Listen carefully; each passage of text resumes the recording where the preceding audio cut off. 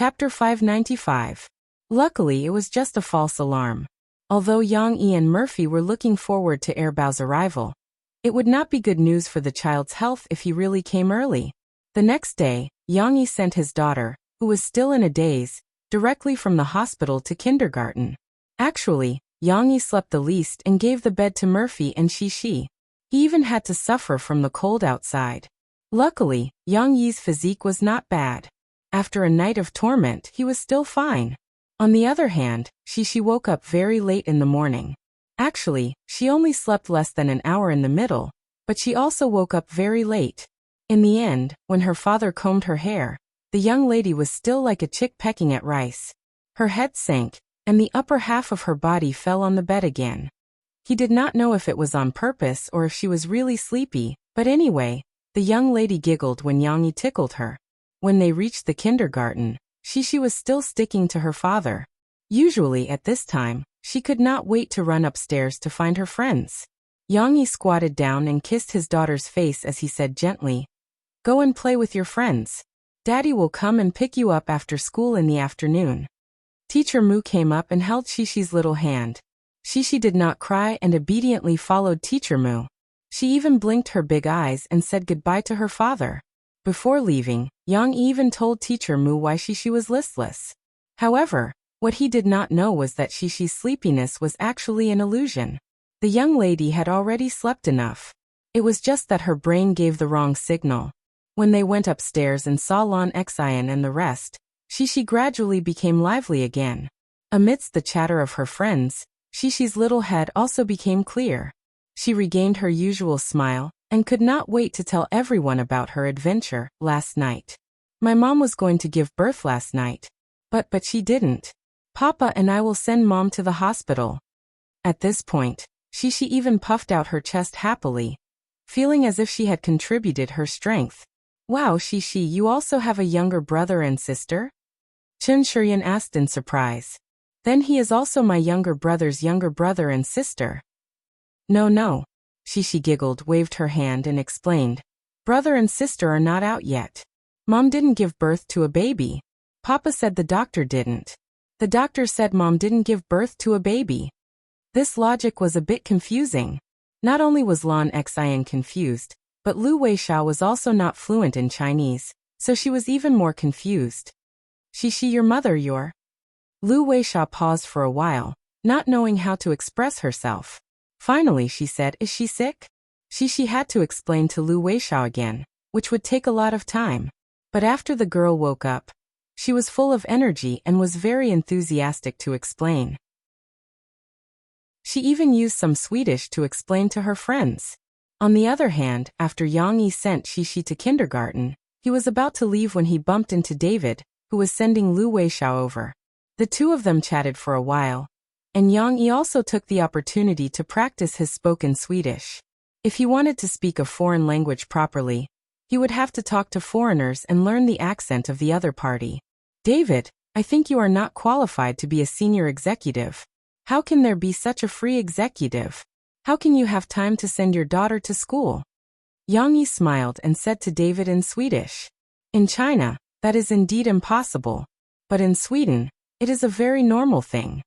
David did not mind and calmly told Yang Yi that there were stay-at-home dads everywhere in Sweden. Furthermore, he also told him that in Sweden, after giving birth, the father could apply for a year's leave to take care of the child. This system was simply. However, David wasn't a particularly qualified stay-at-home dad.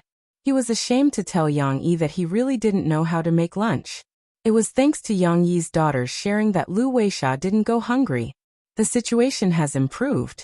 Although Linda has her own job, she is an artist, and she has her own art exhibition in China.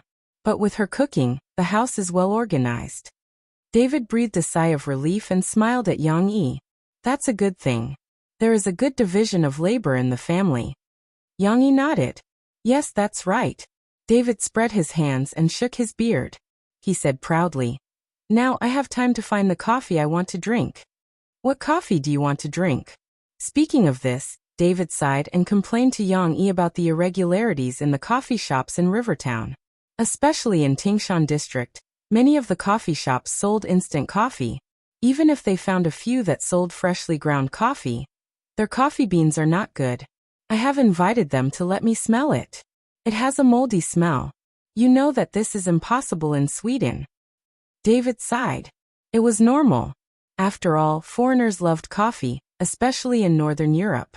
Yang Yi had stayed there in his previous life and knew that there were more coffee shops than restaurants in China. Even if it was not a big city, there would be a coffee shop in a small town. Of course, it was normal in China. Everyone had different interests and hobbies. Most people liked tea, and only a small number of people drank coffee. But they did not drink it like water like foreigners. So it was normal for there to be few coffee shops. I know fika. Yang Yi shouted to David with a smile. Fika was like tea in China or afternoon tea in England. Of course, the tea here was replaced with coffee. There might be some desserts like cinnamon rolls and berry pies, but the main theme was still coffee. However, the concept of fika was more casual. There was no fixed time. It was a kind of daily life that combined life enjoyment and social needs. Hearing Yang Yi's words, David nodded with a smile and said, "Yes, but I haven't been able to enjoy a good fika since I came to China. Although my secretary can make coffee for me, the best fika should be at the coffee shop. You know that, right?" Yang Yi nodded. He smiled and said, "In fact, my coffee shop has very good freshly ground coffee. If you really can't find anything you like, you can come to my coffee shop and try it." "Really? I thought I was going to the coastal area for coffee. My friend told me that there are more coffee shops like this in the coastal area, but it's too far away." David was a little surprised and said doubtfully, "The coffee shop at the corner welcomes you." Yang Yi smiled confidently. Back at the kindergarten, Shishi and her friends learned and played with the teachers as usual. It was noon again, lunchtime. This was the most anticipated moment for the children, especially Lon Xian and the others. Because the lunchbox Shishi brought was like the bag on the belly of a certain big-faced blue cat. There were different surprises every day. "I think there will be prawns today. I especially like the prawns made by Shishi's papa. It's super delicious," Lon Xian said longingly. "Prawns, I want to eat them." Lu Weisha followed Lon Xian and said expectantly. One of them was tall and the other was fat. It was quite funny when they walked together. In the end, Lu Weisha's mama's Western food didn't change much. After a few days, the little ones didn't have much interest in it, so they looked at Shishi's lunch box again. "I like to eat fish." It was Nan Jiayu's voice. "I like to eat chicken wings," Yang Luoqi said weakly. "I like everything you say." Chen Shiyun waved her hand boldly and said proudly, "So I like to eat all of them. Shishi's papa makes delicious food. I like to eat all of them too." This suddenly led everyone's topic. However, Shishi was very happy to walk hand in hand with her friends to the cafeteria. However, as she walked, she felt something in her head. The little girl stood there in a daze. "Ayo, Shishi, I almost bumped into you." Yang Luoqi staggered and hugged Shishi. "Chichi, my papa didn't give me lunch."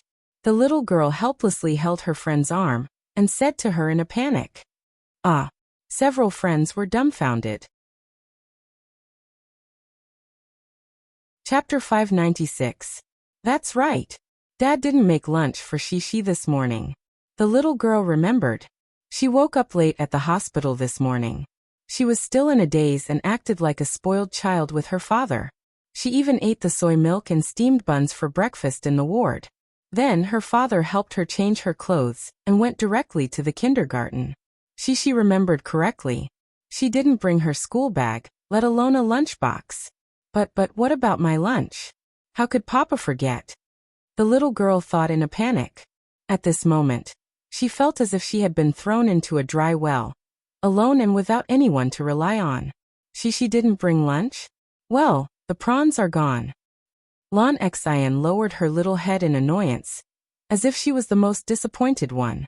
Although the other friends didn't say anything, they felt the same way. They didn't think too much about it, and their disappointment showed on their faces. Only Lu Weisha, who didn't understand, was still confused. She asked Shishi, "Shishi, what did you say? You mean haven't you eaten?" "It's not that she didn't eat. She didn't eat," Chen Shiyun explained loudly. She didn't have lunch. Young Luoqi also explained to Lu Weisha. Now everyone understood. The little girl looked helpless. She looked at her friends and asked in a panic, "What should we do? If you don't have lunch, you will starve." Nan Zhaoyu thought that her friend didn't understand the seriousness of the matter. She explained seriously, "My mom didn't cook for us once, so my dad and I went to a restaurant." Young Luoqi saw that her friend's sky was about to fall. She suddenly understood. "Shishi, do you want me to eat with you? My mom made lunch, and there are delicious radishes."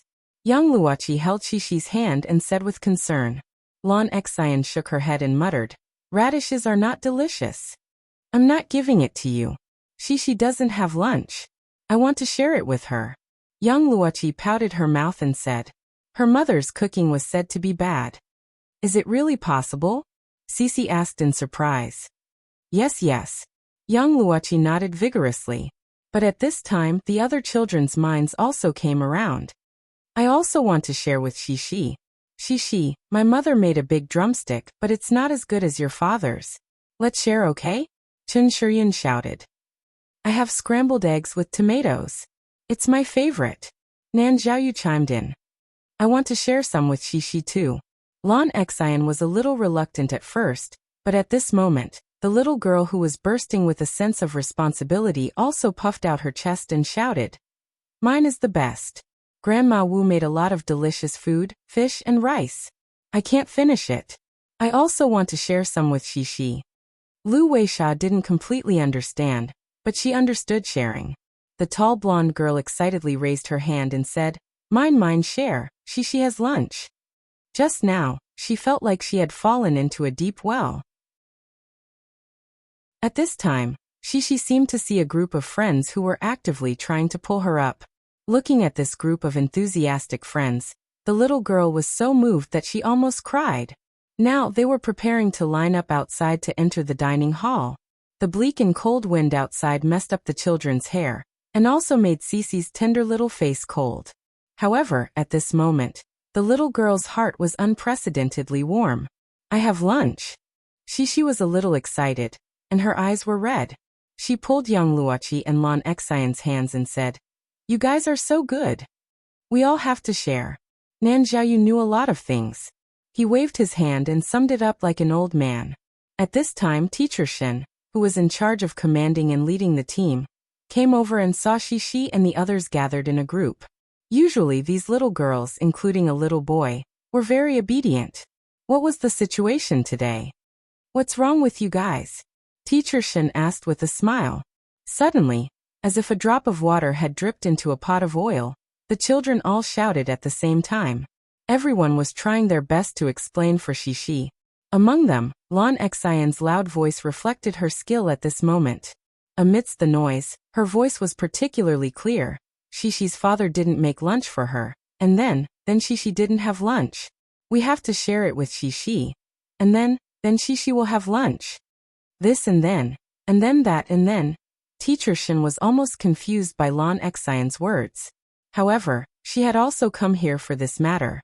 Thus, she looked at the enthusiastic little girls in amusement and said, "Ayo, why are you all so cute? You're too kind. However, you don't have to worry too much about Yangshi's matter, and you don't have to contribute your own food." Teacher Shen's imagination was running wild. At this moment, what appeared in his mind was these little girls. Well, there was also a little boy. They were wearing patched cotton padded jackets and green military uniforms. They were hiding in a cold and gloomy tunnel. Outside the tunnel, squads of Japanese soldiers were searching for them with bayonets. Then they broke off the last piece of pancake and carefully passed it to each other. Pitifully, they even separated the crumbs and ate them. They did not despair and encouraged each other. Their beautiful eyes were burning with the light of hope for their motherland. Of course, when Teacher Shen came back to his senses, he saw a few pairs of black eyes and a pair of blue eyes looking at her with confusion. What did that mean? Yangshi actually. Teacher Shen patted Shishi's shoulder lovingly and pointed in the direction of the door. He smiled and said, "You don't have to worry about not having lunch because your father didn't forget to prepare lunch for you. Look, he brought it over for you." The little girl followed Teacher Shen's finger, and looked at the entrance of the kindergarten. The tall Yang Yi was standing beside the guard, carrying a big black bag. Was it really Dad? She still couldn't believe her eyes. She blinked in a daze. But when her father waved at her, she realized that she wasn't dreaming. Dad didn't forget me. She suddenly felt as if she had returned to heaven from hell. Her father's kind smile made her pick up hope again. Papa. The little girl seemed to run over happily, but the moment she threw herself into her father's arms, the disappointment, confusion, and helplessness that she had suffered just now seemed to have turned over. She couldn't help but lie on her father's shoulder and cry. Warm tears streaked across her icy little face. The little girl's big eyes contained a little grievance that seemed to change the color of the world. Okay, don't cry. Yang Yi coaxed his daughter with heartache. Are you still sleepy? He was still in the state of shishi in the morning. Actually, Yang Yi didn't forget to prepare lunch for his daughter. How could he forget? It was just that he didn't even go home after sending her to kindergarten in the morning. How could he have the time to prepare?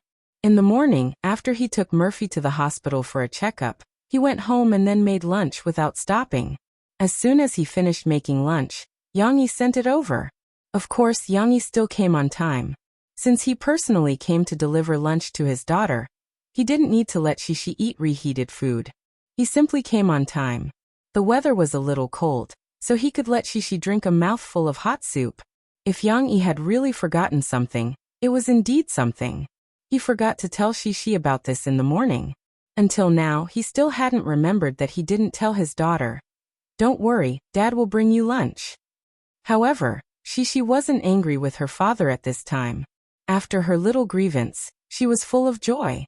Because her father didn't let her down. Her father still cared about her. She had lunch to eat. Her father would always be her most reliable support. The little girl's tears turned into smiles.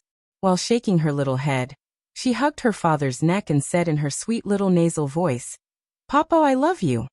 Yang Yi's heart was about to melt. He wiped the little girl's tears, kissed her little face and said lovingly, "Dad loves you too." Chapter 597. Fu Jun invited Yang Yi and Lance Haokai, the two shareholders, to the headquarters of the Sahara Online Mall in Yangcheng. They would celebrate Singles Day with him and other executives, waiting for the sales data to come out. But in the end they couldn't go. Lance Haokai couldn't leave because of his real estate company, and Yang Yi had to take care of his wife and children. Especially when Murphy suddenly had a stomachache in the middle of the night. Yang Yi was even more worried. If he wasn't by her side, who else could Murphy rely on? Moreover, when Shishi came back that day, she didn't have any emotions at all. She happily told her mother the story of how she thought she wouldn't have lunch in kindergarten, but in the end, her father appeared out of nowhere. Hearing his daughter's story, Yang Yi had one more reason not to go. If he wasn't at home, who would make lunch for Shishi? Of course, he couldn't leave old Fu out. Yang Yi began to set up some monitors, cameras, and other equipment in the study at home 2 days in advance. He was going to turn the study into a remote conference room, which would be connected to the conference room of the Sahara Online Mall. Lance Haokai also came over, and the two of them had a remote meeting with Fu Jun and the others. When the computer was being installed, Shishi brought the little ones over to join in the fun. The little girl curiously watched her father take the computer out of the big cardboard box, then took off the white foam and stuffed it back into the box. "Papa, what is this?" Shishi put her two little hands on the table, looked up at her father's movements, and asked, "The computer." Yang Yi answered as he unscrewed the screws of the computer case. "But isn't the computer this big? Why is it so big?" The little girl gestured and said in confusion. Yang Yi looked sideways at his daughter and smiled. "That's a laptop, of course it's not big. This is a desktop computer, and its various parts have to be separated. Look, this is the computer, this is the display, and this is the speaker." Although Yang Yi knew that his daughter might not be able to understand or even listen to what he was saying, he still explained patiently. As he spoke, Yang Yi's actions did not slow down. He began to add RAM, replace the CPU, graphics card, and so on. Although it seemed like he would only use it once, Yang Yi planned to raise the security level of the villa while he was at it. In the future, he would install some cameras, infrared sensors, pressure alarms, and other equipment around the villa. Therefore, the performance of the host computer must be guaranteed. Regardless of whether it was useful or not, Yang Yi wanted to ensure the safety of his family. As expected, Shishi wasn't interested in these things. She blinked her big eyes as she watched her father fiddle with the intricate equipment. After a while, she couldn't help but look away. She turned her head to look at Baozi and Xiao Guai, who were making a commotion. Xiao Guai found something fun. One of the boxes that contained the display screens was lying on the ground, and it was facing Xiao Guai. This box was actually not small, but the opening was a little narrow. After all, it was an LCD screen. This narrow opening didn't seem to be suitable for Xiao Guai's thick and fat body. In Yang Yi's house, the 3 British short-hair cats were well taken care of. Not only did Yang Yi cook good food for them every day, but Murphy also often bought imported cat food and small dried fish for them from the Sahara Online Mall. As a result, the 3 kittens ate until they were fat, and their fur was shiny and smooth. Of course, they weren't fat otakus. They could still jump and play all day long. They could climb trees, walls, and anything else. They could only be said to be strong. However, Xiao Guai was still very interested in the box that didn't fit its body size. Xiao Guai stretched out its paws to explore, and then its big head began to push against the opening to squeeze in. At first, the box was pushed back by Xiao Guai, as if Xiao Guai's big face couldn't fit in. However, Xiao Guai didn't want to give up at all. As it pushed against the box, it twisted its big fat butt left and right, rushing forward. Finally, the box hit the bookcase at the back and stopped. Half of Xiao Guai's big face was stuffed in as well. The scene that followed was a perfect example of what it meant to be fat. Xiao Guai twisted its body and slowly squeezed its body into the box. Although the box was pushed open a little, Xiao Guai slowly squeezed its body into the box. Then its feet, its tail, and it even flipped its body inside. The display box was narrow, but it wasn't small. Therefore, little Guai was like a fish in water inside. It even stretched out its paws comfortably and squinted its eyes in happiness. Shishi watched with great interest and didn't even blink. However, after Xiao Guai squeezed in, Steamed Bun anxiously circled around the box, as if its good friend had fallen into a trap. It ran around the box worriedly. Steamed Bun had completely surpassed the 3 British short-hair cats in terms of size, but in terms of mentality, Steamed Bun was still very childish and still played with Xiao Guai and the others. At this moment, Steamed Bun thought that Xiao Guai was in danger, so it decided to lie down and look inside. However, how could a dog be allowed to get involved in this private cat territory? A fat cat's paw came out of the black box like lightning and slapped Steamed Bun's nose. This scene was very common. Whether it was when Steamed Bun first came to the house, or when it grew up and shamelessly followed Xiao Guai around, it had always been slapped by Xiao Guai. Luckily, Xiao Guai didn't show its sharp claws, so Steamed Bun just whimpered and retracted its head in pain. After a while, it wagged its tail habitually and looked in confusion at the strange box that had a cat's paw. Hee hee papa, look, Xiao Guai ran into the box. It's so big, and it can be inside. Then it won't let Steamed Bun play with it. Shishi looked at the scene happily, and didn't forget to tell her father the interesting story that had just happened. These were obviously much more interesting than those bulky boxes and computers. In Shanghai, at the recording site of a very popular indoor comedy variety show called Star and Star's Fate, Zhu Jia, as a celebrity host, and 2 other professional hosts, Dong Wei and Shui Linglong, were hosting the show together. Okay, let's ask a more challenging question. Chao Tsong, you and Zhu Jia are both idol singers, Dong Wei said seriously, and the audience below the stage laughed. Chao Tsong couldn't help but laugh with them, but her laugh was very reserved. Sitting on a high chair, her short skirt revealed her long legs, looking very sexy and beautiful. Luckily, there was heating in the recording site. Otherwise, Chao Tsong's lips would have turned purple in the winter, just like the time when she and Murphy sang New Elite Chart together on the stage. Zhu Jia wasn't as reserved as Chao Tsong. He quickly waved his hands and ran in front of Dong Wei.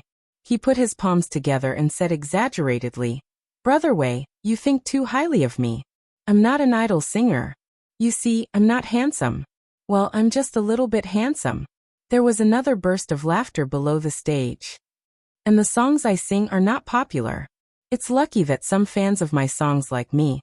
How could I dare to be on the same level as Sister Tsong and be an idol singer? Ju Jie said and ran in front of Chao Tsong. The back of his hand gently lifted her soft hand and said with admiration, Sister Tsong, you're my idol. Chao Tsong was embarrassed by his words.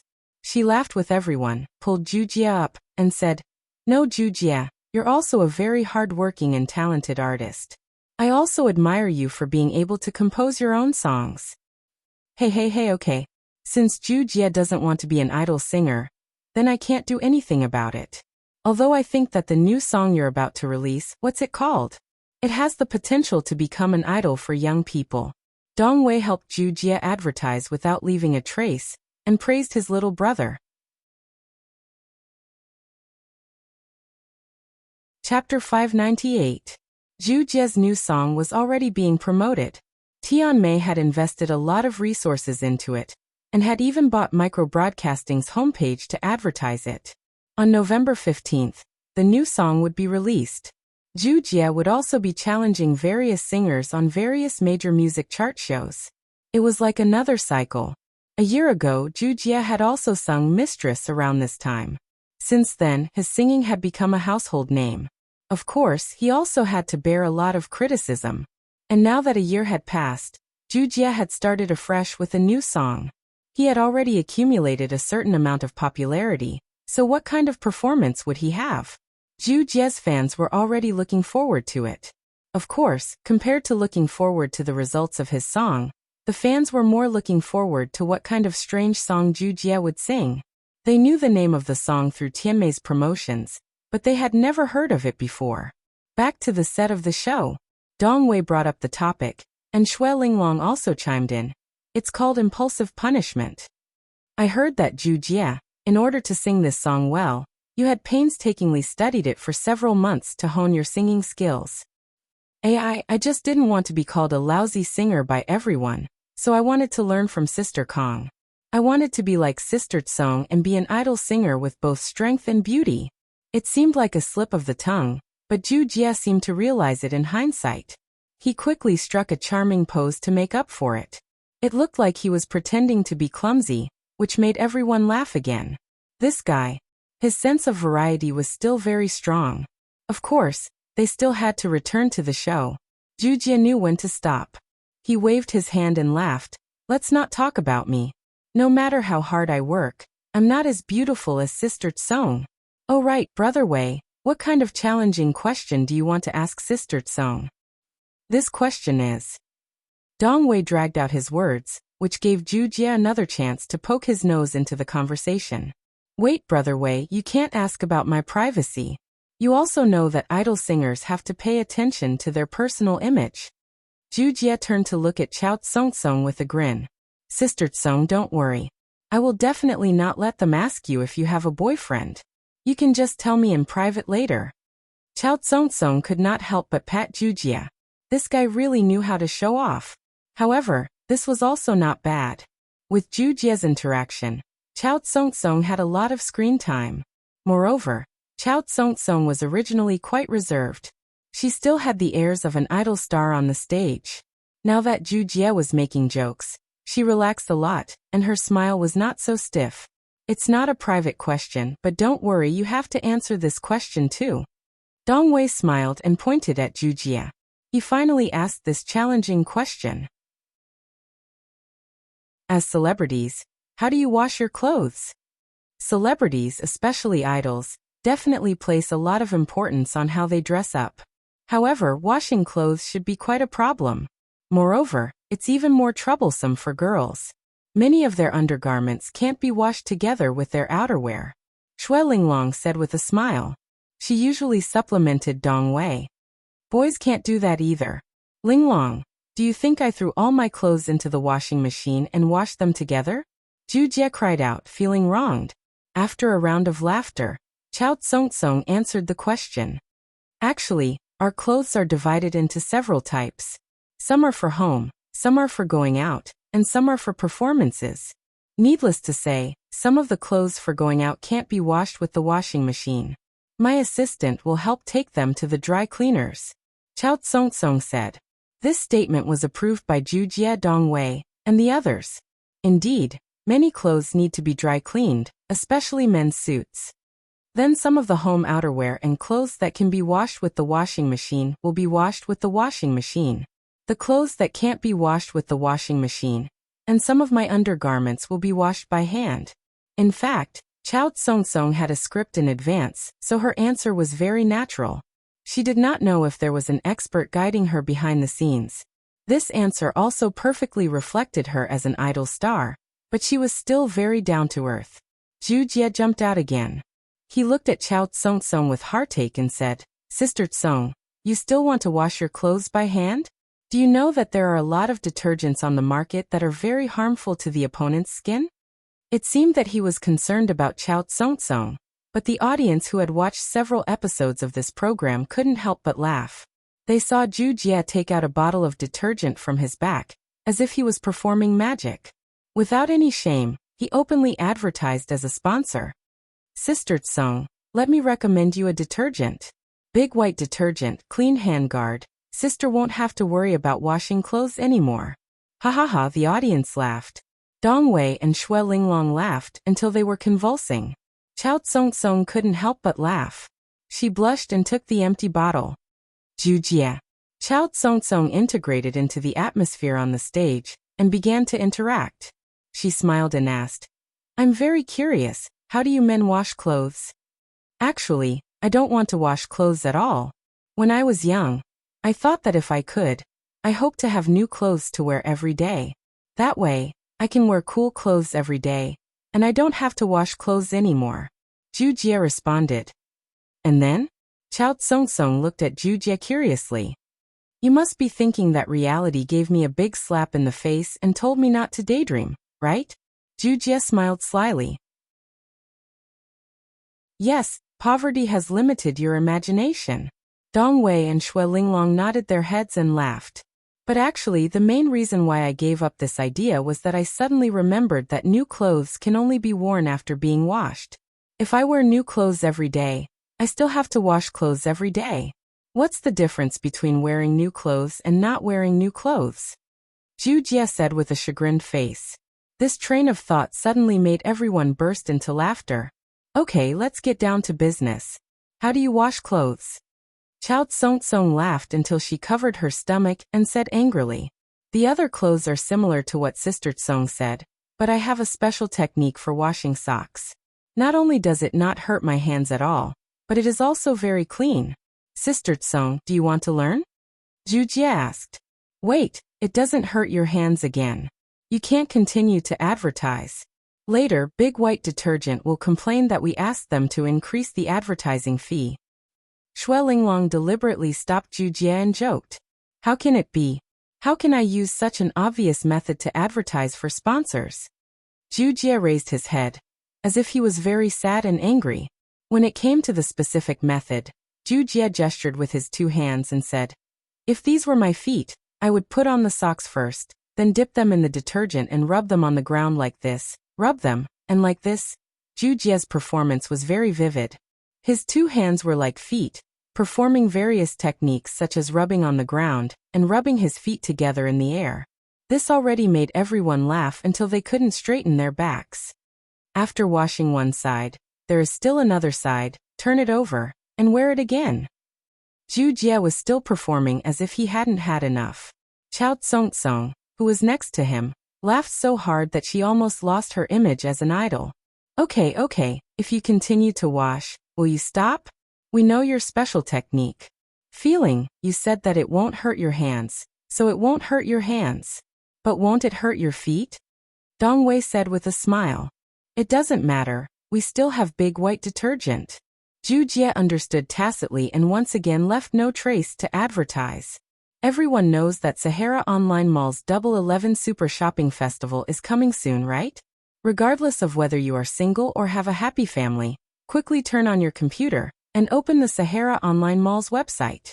Big White Detergent has a super discount promotion on Double 11 Sahara Online Mall, 30 off for 100 units, 100 off for 200 units. If you buy it, you earn it. I wish everyone, including my most admired sister Tsung, that you won't hurt your hands or feet when you wash clothes at home in the future. This advertisement made everyone not angry at all, and they even had to laugh and applaud Ju Jie's cleverness. In fact, everyone was already used to it, because this program had been bought by Sahara Online Mall a few episodes ago, and Big White Detergent was the title sponsor of this season's Star and Star Fate. Ju Jie's advertising every time was also an interesting scene of this program. This program was broadcast on the eve of Double 11 Day. While the audience was laughing because of Ju Jie, they were also reminded that Double 11 Day was coming. They couldn't wait to turn on their computers, check their shopping carts, favorites, and wait for the dawn to come, snatching the cheap products that were on sale for a limited time, and hoping that they could be one of the 200 lucky people who could get a free order.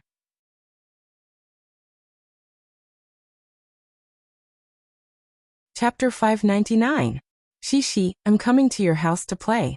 On the evening of November 10th, before Yang Yi could put on his shoes and go out to open the door, Lan Xian's impatient voice could be heard from outside the gate of the courtyard. Shishi stood at the door of the villa, holding the door frame and shouting excitedly, "Right away, my papa will open the door right away. Here you are." However, compared with the voices of the two girls, Lan Xian's voice was obviously louder. Shishi's delicate voice was very pleasant, but it would be blown away by the wind for a while. Therefore, after a while, Lan Xian's clear voice could be heard again. "What did you say? I can't hear you." Cece's chest was still heaving up and down with excitement, and she still wanted to repeat it at the top of her voice.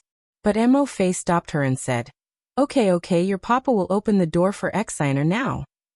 After a while, the guests finally arrived. Lans Hao Kai and Yang Yi were going to have a remote meeting in Yangqing City tonight.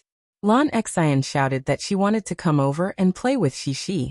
He had to ask Wu Jingjing to take Lan Xian to take a bath quickly, and then the whole family came to Yang Yi's house. "You didn't hear me just now. Then did you hear what I said?" Cece also took a bath. The two little girls hugged each other, shouting and making a fuss. It was very lively. Lan Xian's mother also spent a lot of effort to take off her daughter's coat. Yang Yi's house was still heated. They asked the two girls in pajamas to go upstairs to play, where there were dolls and other toys that little girls liked to play with. When they went upstairs, Murphy said to Wu Jingjing with a smile, "Xian's voice is so loud that I can hear her voice from far away. I think she is a good singer. You have to train her well." "Really?" Wu Jingjing asked in surprise. She liked singing, and Murphy was a professional singer. Wu Jingjing trusted her judgment. Now that the two little guys had company, they didn't stick to their parents. Murphy chatted with Wu Jingjing in her room next door. They still had a lot of common topics, such as children's education, Murphy's pregnancy, and even talking about clothes and cosmetics. However, Shishi and the others were still restless. The two girls chatted in the room for a while, and then they joined hands again. Holding each other's little hands, they opened the door and ran happily into the room next door. "Mom, why is Shishi's hair so long and mine so short?" Lan Xian enviously stroked Shishi's beautiful long hair that was draped over her back like a waterfall after her shower. "Because Shishi's hair hasn't been cut." Murphy smiled and pulled her daughter over. She took a comb and combed her daughter's wet hair while answering, "When you first met last year, Shishi's hair stopped here. This year it has grown longer. Look, it's here. I don't want to cut my hair." Shishi waited for her mother to finish speaking and quickly expressed her attitude. Little girls still like to be beautiful. Moreover, Shishi with long hair and a short body was beautiful. Lan Xian suddenly understood. She pouted and said unhappily, "But my mom always cuts my hair. It can't grow long. I want to be like Shishi." "You can't. You can't have long hair because it's very hot in summer. If you have long hair, you'll get heat rash. It's very itchy," Wu Jingjing explained. "That's right. Heat rash." Thinking of those red spots, Lan Xian trembled and said dejectedly, "Well, I don't want to have long hair." "It's okay, Xian. You're also beautiful with short hair." Murphy gave Lan Xian a thumbs up and said with a smile, Shishi, don't you think so? Cece raised her head to look at her mother and nodded subconsciously. However, the little one's topics changed very quickly. Shishi quickly smiled and shook her mother's hand. She pleaded, "Mom, I want Xianer to play at our house tonight. Then I want to sleep with her." Lon Xian also jumped excitedly and shouted, "Yes, I want to sleep with Shishi." Murphy was stunned for a moment. She looked at Wu Jingjing with a smile, and then looked at Lon Xian and Shishi. She said, "Then you have to get the permission of Xianer's parents." Shishi blinked her big eyes and walked over. She hugged one of Wu Jingjing's knees and shook it gently. She asked coquettishly, "Auntie Wu, can I?" In fact, Shishi was very familiar with Wu Jingjing because she often went to Lon Xian's house to play. Wu Jingjing also loved this innocent and kind little girl very much. However, before Wu Jingjing agreed, Lon Xian shouted, "Yes, yes. You want to stay at Shishi's house to sleep?" Wu Jingjing smiled and asked, "What will you do when you go to kindergarten tomorrow?" "I'll get up and go home tomorrow." Lon Xian's mind was still very clear. "My papa can make super delicious breakfast." Shishi tried hard to promote her family's service. Yes, yes. Lon Xian looked forward to it even more. Sooner or later, this girl would be cheated by a candy. Wu Jingjing had to look at Murphy, not knowing whether to laugh or cry. Murphy smiled and reached out to hold Wu Jingjing's hand. She said, "Sister Jing, why don't you stay here tonight? I also want to talk to you. Yang Yi and the others don't know how long it will take, so you can just rest here. The children don't have to worry. You and Brother Lon can stay in the guest room. There are a few guest rooms on the 3rd floor. I'll ask Yang Yi to clean them up." It was decided. It just so happened that the study downstairs hadn't started yet. Yang Yi and Lans Hao Kai were also talking about other things. Therefore, Yang Yi came up to help clean up the guest rooms on the 3rd floor for Wu Jingjing and Lans Hao Kai to rest tonight. After he finished cleaning up, he went to see the 2 little girls playing in the master bedroom. As soon as he opened the door, Shishi and Lon Xian's laughter came out. The 2 little guys were baring their fangs and brandishing their claws. He didn't know what they were playing. Seeing the movement at the door, Lon Xian screamed, "Oh! Shishi, your father is here." It was as if Yang Yi had specially come to see if she was sleeping obediently. Lon Xian rolled over and snuggled into the blanket, causing a huge bump to form on the blanket. Shishi also giggled, as if it was very fun. She followed suit and got into the quilt. However, the little girl didn't get in completely, and her little butt was exposed outside. "What are you doing? Don't be bored." Looking at the 2 little girls, Yang Yi couldn't help but laugh. He walked over and gently patted his daughter's little butt and the big bump in the quilt. Amused, the 2 little girls laughed sullenly under the quilt. Yang Yi reminded them not to run around and to sleep early if they were tired. Then he checked the child lock on the balcony door. He let the 2 little girls go and opened the door to go out. However, at the door, Yang Yi saw Steamed Bun, who had run over at some point and was wagging her tail, wanting to go in. "No, you can't go in." Yang Yi blocked Steamed Bun and gently patted her little head. Steamed Bun seemed to understand. She lowered her head, feeling wronged. After a while, she curled up on the carpet at the door, resting her head on her forelegs. However, she would occasionally look at Yang Yi with her big black eyes. Her eyes seemed to be filled with melancholy. Yang Yi went to check the child lock on the balcony on the other side of the corridor. When he came back, he saw Steamed Bun's eyes. He laughed unhappily and said, "Hey, you feel wronged, right? You're not my daughter. Do you think I'll be coaxed by your pitiful little eyes?" Calling her a daughter and not a son was fine. After all, Steamed Bun was a female dog. As Yang Yi said this, he squatted down and smiled as he picked up Steamed Bun's face and rubbed it. However, this little pitiful girl still couldn't raise her spirits. She looked wronged as if Yang Yi was discriminating against her. Okay, Yang Yi admitted that he was soft-hearted. He rubbed Steamed Bun's clean fur. He had just bathed her in the afternoon, so her fine fur was very comfortable to touch. Okay, don't be sad. I'll let you go in and play." Yang Yi opened the door again and gestured for Steamed Bun to enter. Steamed Bun suspiciously raised her head, but she quickly understood what her master meant. She immediately became spirited and cheerfully ran in. Steamed bun. The two little girls' voices and laughter increased in volume. You're not allowed to run onto the bed. If you go onto the bed to play, I won't let you in next time. Yang-yi didn't care if Steamed bun could understand, or if Steamed bun didn't pay attention to what he was saying while the two girls were arguing. Let them play by themselves. Yang-yi went downstairs, sat in front of Lan Xiaokai, and poured him a cup of hot tea. Where were we talking? Right, about buying the land. Yang-yi smiled and continued to talk to Lan Xiaokai.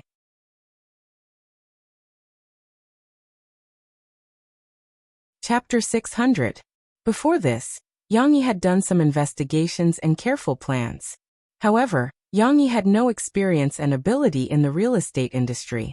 If he wanted to get his target land, he still needed the help of Lan Xiaokai, a real estate tycoon.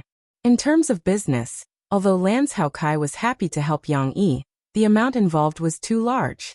He needed to use nearly 800 million yuan in the initial stage. Obviously, this was not a small favor. Yang-yi also needed to offer the corresponding cooperation conditions. I still have 34% of the shares in the Sahara Online Mall.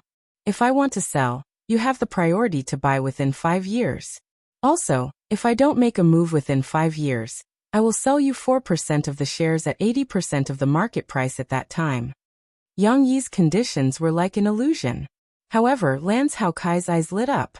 He understood that the Sahara Online Mall was now a hot steamed bun. After more than a year of development, the market value had soared to almost 8 billion yuan. After tonight's doubles 11, the overall market value could increase by a lot. Before it was listed, Sahara was already a miracle. It was also the most cost-effective investment he had ever made. His investment advisor also analyzed with him that if Sahara was listed, then the 15% shares in his hands could definitely be sold at a sky-high price. If he really wanted to sell, it was not impossible to make a net profit of several times the amount. However, Lan Xiaokai was certainly reluctant to sell. Now, Yang-yi and Fu Jun were also holding on to the shares in their hands. They would not let go until it was listed, so Lan Xiaokai had no way to get more. Now, Yang-yi's condition really scratched Lan Xiaokai's itch. Of course, 5 years was still a long time. However, Lan Xiaokai felt that it was worth his help if he counted the favor of Yang-yi for pulling him into this. Why do you want to sell the shares of Sahara? However, Yang-yi's words also made Lan Xiaokai's heart beat faster. He asked puzzledly, "Is there any change in Sahara?" "Of course not. I just need to raise funds to build the world's largest and most luxurious amusement park for my daughter." Yang-yi shook his head with a wry smile. He didn't try to hide it. He told her that he had invested so much for his daughter's amusement park. This made Lan Xiaokai a little speechless. He couldn't help but shake his head and click his tongue. You started from scratch and earned so much in just a few years. In the end, you're telling me that you're just earning money to build a paradise for your daughter. I think all the rich people in the world would be ashamed to death. Without going too far, Lan Xiaokai solemnly began to talk to Yang-yi about the commercial land they wanted. It was slightly different from his previous life. In this world, although the land in China was not permanently held by private individuals, it was still valid for 300 years, which was similar to a permanent holding. Jiangnan's Jinling City's Wuqing County. There's a piece of land that the developer ran away with. No one has been interested in it for more than a decade. I want to take it down. Yang-yi spread out the map of Jinling City's Wuqing County and said to Lan Xiaokai, "You should be familiar with Jinling City. I've checked.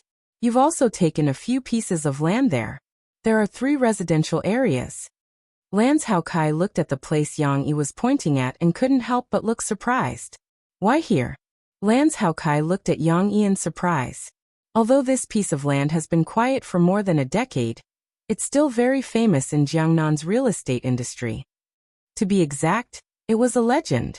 In the 1970s, Wuqing County was considered a small industrial city.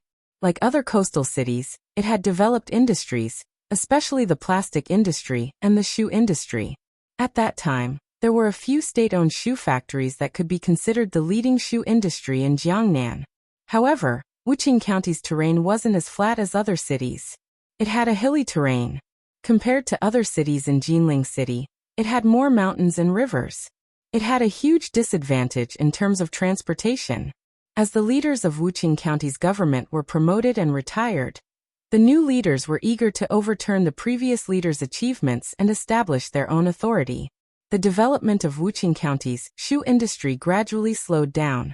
In addition to the poor geographical conditions, many factories moved to more suitable places. At the end of the 1980s and the beginning of the 1990s, Wuqing County seemed to have changed completely. However, the withdrawal of the shoe factories and the plastic industry wasn't a bad thing for Wuqing County. Although the economic development slowed down, there was less pollution. Gradually, the green mountains, clear water, blue sky, and white clouds were restored. The piece of land that Yang Yi was talking about was the territory of several state-owned shoe factories. At that time, the factories had their own dormitory area, primary school for workers' children, and even a hospital.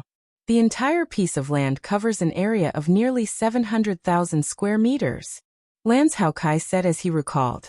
To be exact, it's 750,000 square meters, or 1,125 mu. Yang Yi calmly gave the accurate data. It seemed that he had indeed put in a lot of effort. This piece of land was very big, but it was only compared to the real estate used to build houses. It was not enough to build an amusement park. However, Yang Yi was also eyeing an island across the water from this piece of land. However, he did not have the capital to take over this island yet. Back then, in order to take over this piece of land, Lianhua Real Estate spent a lot of effort to bribe the leaders of Wuqing County, and even Jinling City. In the end, just when they spent money to move the original residents away, those leaders were exposed. Lan Zhaokai lamented. How much capital did Lianhua Real Estate have back then? However, they were implicated. The boss was arrested and started to collapse.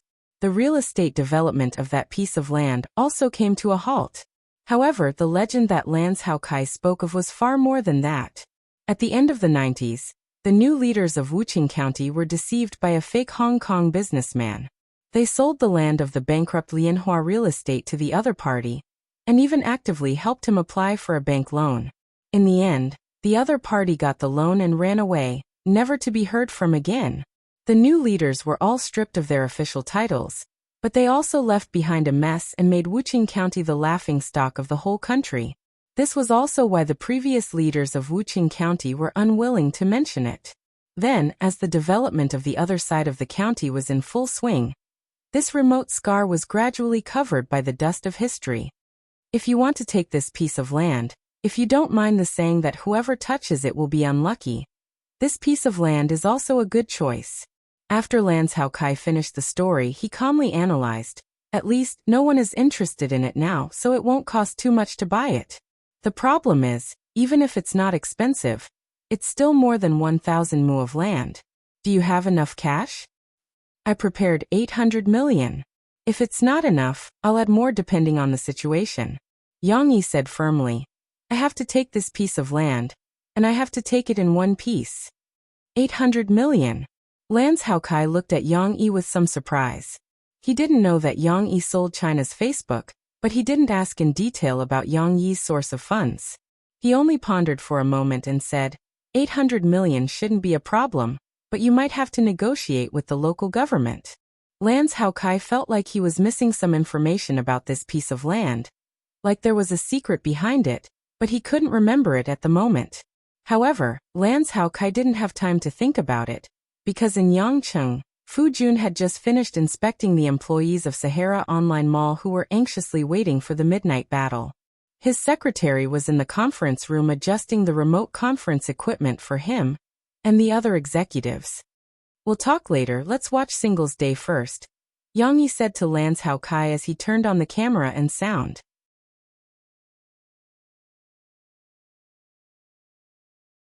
Chapter 601. Mu Yuyan, the teacher of Shixi's class at Springfield Kindergarten, usually went to bed early at 11 p.m. After all, she had to wake up early the next morning to make breakfast for her husband and son, and then go to work at the kindergarten. But tonight, when it was close to midnight, Mu Yuyan still couldn't fall asleep.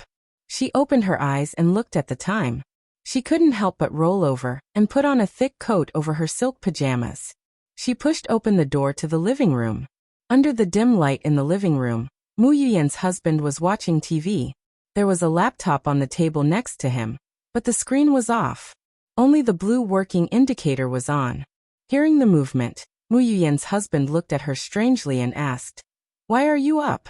Didn't we agree that I would pay for everything in your shopping cart in the wee hours of the morning?" "I'm worried. What if you forget?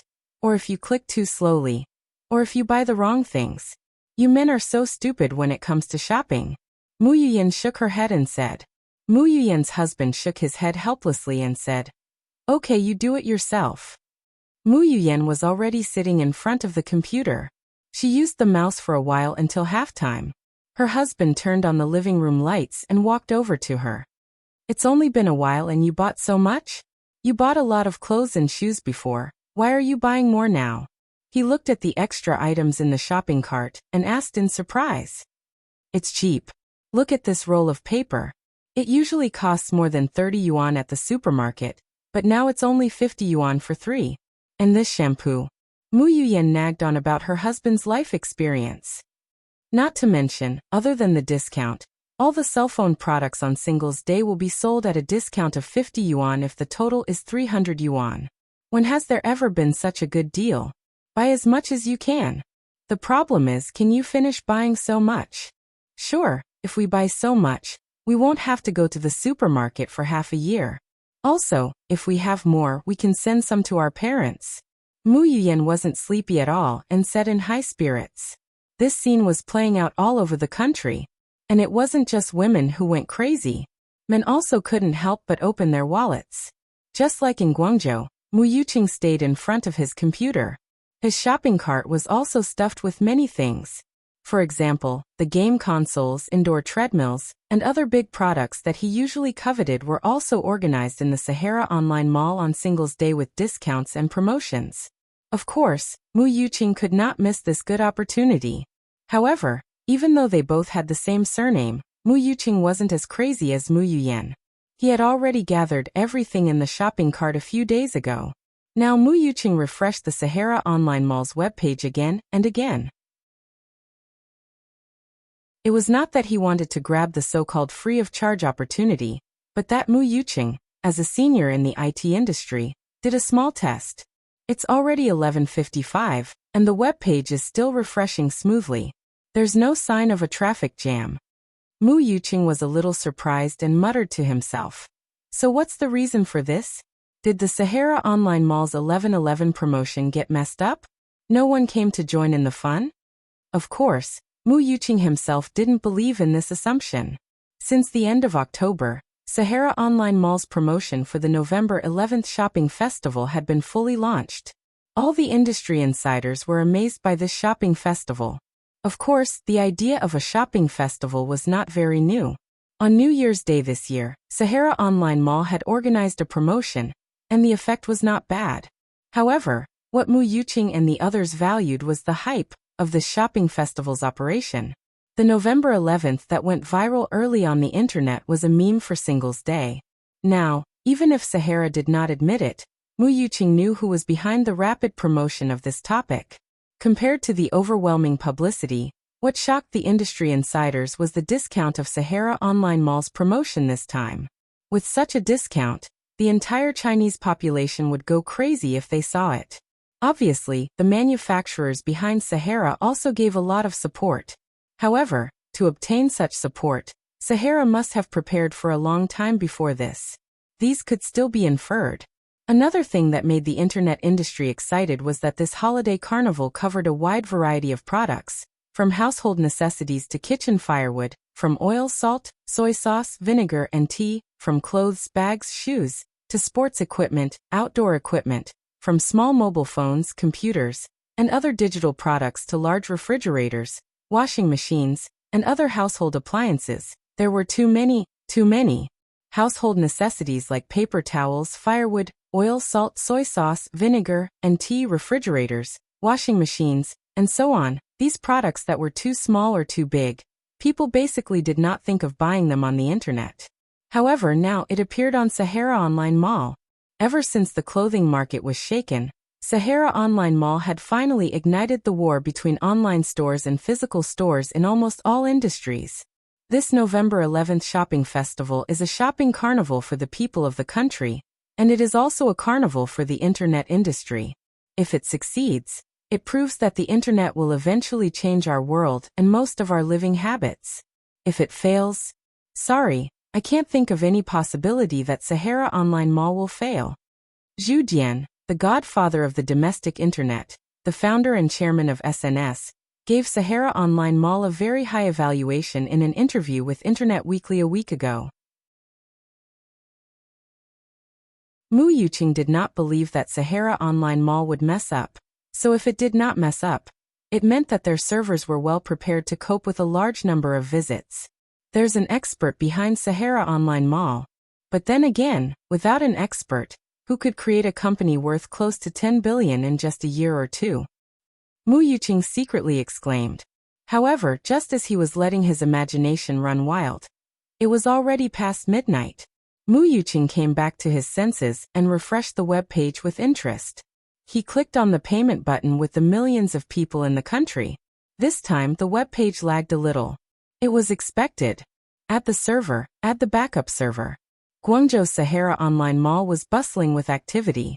Fu Jun patted the table. He was still calm, but his voice was a little excited as he ordered. Boss, don't worry, we have a plan. This small disturbance is expected. It will be dealt with immediately. The technical director comforted him. The scene was noisy. Fu Jun and the others did not have time to communicate with Yang Yi and Lance Hao Kai. However, Lance Hao Kai was looking at the screen with great interest. He knew that the more lively it was, the more it meant that they had succeeded. Yang Yi was relatively calm. He had expectations for the current situation and the possible results in the future. Moreover, no matter how prepared Sahara Online Mall was, it was the first time it held a promotion. It was impossible for it to be like a certain cat in Yang Yi's previous life, who could break through 100 million or a billion in minutes.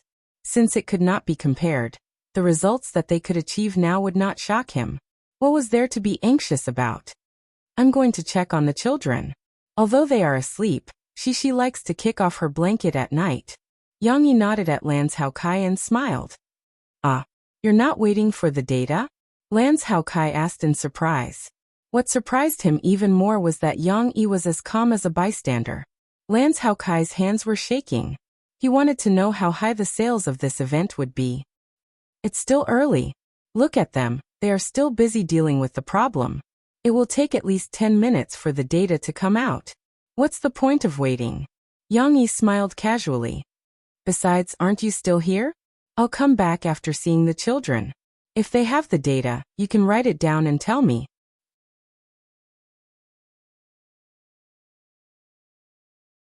Chapter 602. Yang Yi went upstairs and opened the door to the master bedroom. Steamed Bun, who was sleeping on the carpet, was very vigilant. It was unknown when it had raised its head, but in the darkness, it was looking at Yang Yi with a pair of bright eyes. Of course, the loyal Steamed Bun knew that it was the big master from the sounds and smells, so it only raised its head and didn't attack. Shoo! Yang Yi turned on the light in the master bedroom and waved his hand at Steamed Bun. Steamed Bun didn't understand. Instead, it got up and ran to the big master's feet. It rubbed its head and wagged its tail, acting spoiled. Yang Yi didn't care about it. Looking at the two little girls on the big bed, he couldn't help but smile. As expected, she kicked off her blanket. Fortunately, there was a heater in the master bedroom, so she didn't have to worry about catching a cold. But the scene in front of him was a bit interesting. Lan Xian slept on her stomach, her head turned to Yang Yi. Yang Yi could see that her small mouth was open, and her saliva had wet a pillow towel. Shi's sleeping posture wasn't any better. Although she slept on her back, she didn't sleep well. Her limbs were spread out, and she even turned around to form a perpendicular line with Lan Xian. Not only that, but the little girl's slender legs and cute little feet were resting on Lan Xian's chubby little butt, as if it was very comfortable to rest on it. Otherwise, why would there be a faintly discernible smile on the little girl's delicate face? After looking at his daughter's sleeping posture for a while, Yang Yi shook his head. He walked to the bedside, stretched out his arms, and lifted the little girl's legs. Then, he wrapped his arms around her back and gently lifted her up. He turned her body and let her sleep on her little pillow. Lan Xian was the same. Yang Yi let the little salted fish turn over and changed her pillow towel while he was at it.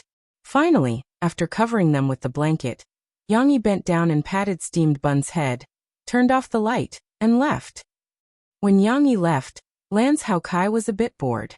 He casually flipped through the map of Wuqing County on the table. It was mainly about the piece of land that Yang Yi had mentioned. However, when Lan Zhou Kai looked through it this time, he made a new discovery. General's Shrine? Seeing these 3 words, Lan's Hao Kai's mind suddenly flashed with a flash of inspiration. He remembered the secret that he had forgotten to cut out earlier. However, Lan's Hao Kai couldn't help but frown and muttered to himself, "This doesn't make sense. Yang Yi is Anqing province, and his ancestors are farmers."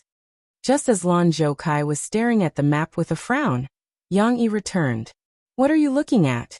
asked Yang just as Lan's Hao Kai was about to ask his question. There was finally a response from Yangqing City. A staff member waved his hands excitedly and shouted, "It's out, the data is out." Urgent matters were more important, so Lan's Hao Kai and Yang Yi quickly turned to look at the screen on the wall. Fu Jun, who was dressed in a suit but had loosened his tie, smiled. He waved his fingers and shouted, "Put it on the big screen." Very quickly, rows and rows of data appeared on the screen. Yang Yi, "Boss Lan, did you guys see it?" Fu Jun moved closer to the secondary camera and said excitedly to Yang Yi and the others, 1 minute and 47 seconds. The transaction amount broke 10 million. Was it that scary? The fat on Lan's Hao Kai's face couldn't help but tremble. Of course, Yang Yi was still very calm. After all, in his previous life, it wasn't as if he hadn't seen figures like breaking 100 million, a billion, or even 10 billion in a few minutes. Fu Jun was beyond excited. This number was even higher than his highest expectations. After calming himself down, he said, "From the current performance of the data, it will probably break 100 million in the next half an hour or so." There was no need to wait for it to break 100 million. Such an exciting number was already enough for them to celebrate. Lan's Hao Kai opened the red wine he had brought and poured Yang Yi a glass as well. They clinked glasses with Fu Jun, who was far away in Yangcheng, and the other executives and staff in the conference room to celebrate their success. Yang Yi took a sip and stopped. He no longer drank alcohol. After everyone had calmed down, Yang Yi said to Fu Jun, "The most important thing is to know the final transaction amount. It can be used as a guide for our future manufacturers. However, the most important thing now is to wait until the transaction amount breaks 100 million. Then announce the good news on micro-broadcasting." "Wouldn't that be too ostentatious?" Fu Jun asked doubtfully. Yang Yi's lips curled up slightly and said, "Yes, we have to be ostentatious. Our 11/11 shopping carnival is like a party. The more lively it is, the more people will participate. Think about it, our transaction amount broke 100 million in less than half an hour. Wouldn't the spectators who saw everyone buying and buying rush to join in as well?" This logic wasn't hard to understand. People had the mentality of following the crowd. Therefore, Fu Jun quickly understood. He nodded, called his secretary, and ordered him to do so. Fu Jun and the others still had work to do in the Sahara Desert. Yang Yi and Lan's Hao Kai turned off the sound and continued to discuss their matters. "Brother Yang, tell me honestly, aside from the amusement park you mentioned, do you have any other intentions for taking this piece of land?" Lan's Hao Kai's face finally turned serious as he asked Yang Yi seriously. "What other intentions?" Yang Yi felt a chill in his heart. However, he controlled his expression very well and didn't show any fluctuations in his heart. Instead, he showed his doubts. "What do you mean? This general's shrine?" Lan's Hao Kai pointed at the map and said. However, Lan's Hao Kai was a little disappointed that he didn't see any fluctuations in Yang Yi's expression. "General's shrine?" Yang Yi first looked at Lan's Hao Kai in confusion, then looked down at the map. He seemed to think for a while before he suddenly smiled. "I remember, Lianhua Real Estate had some disputes in this regard before. The general's shrine seems to be the ancestral shrine of a historical figure. Lianhua Real Estate insisted on demolishing it, but it caused a dispute with the villagers. Later, nothing was settled. You really don't know? Lans Hao Kai breathed a sigh of relief. Instead, he excitedly said, "Let me tell you. You know the Yang army of the previous dynasty, right? They were the most powerful army in resisting the Japanese invaders. At that time, the Yang army had more than 30,000 soldiers from Jiangnan. They killed the Japanese invaders on the coast until they cried for their parents. But you're from Anqing, so you might not know this, but the Yang clan's army was stationed in Jinling City. Because Jinling City is close to Min Province, it was able to take care of the two places that were most heavily raided. General Yang had also settled his family in Wuqing County. This general's shrine is the remains of the Yang clan's ancestral hall." Lans Hao Kai sighed. Lans Hao Kai didn't need to tell Yang Yi about this history. Yang Yi was much more familiar with it than he was. Moreover, Yang Yi also knew why his ancestors settled his family in Wuqing County. It was because this was the headquarters of the Yang Army's navy. The other uninhabited island that Yang Yi had his eyes on was the training ground for their navy. I asked you this before because I thought you had some connection with the Yang Army. However, there are many people with the surname Yang. Moreover, you are from Anqing Province. I was thinking too much. Lans Hao Kai smiled and waved his hand. Yang Yi smiled slightly, but he sighed secretly in his heart. You didn't think too much. I didn't know you knew so much.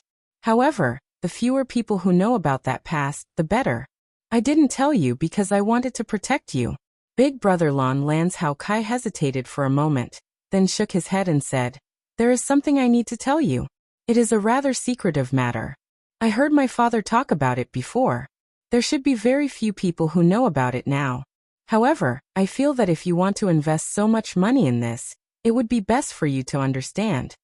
Amidst Yang Yi's silent shock, Lans Hao Kai told him about the great things that Yang Jie, who was also his father, Yang Chonggoe, had done in the Japanese territory. Of course, Lans Hao Kai didn't know the details. He only gave a rough description and emphasized the story of the old master burning down the shrine. Lans Hao Kai was exultant as he spoke, as if he had personally experienced it. I heard that the person who did this was a descendant of the Yang army. Then the Japanese diplomats even came to investigate. It was my father who told me about this. My father had some friends who were high officials in Jiangnan in his early years, so he knew about this. Lans Hao Kai's face was full of admiration as he said ruefully, "It's a pity that I didn't get to know this great hero. Moreover, after so many years, the hero is probably no longer around."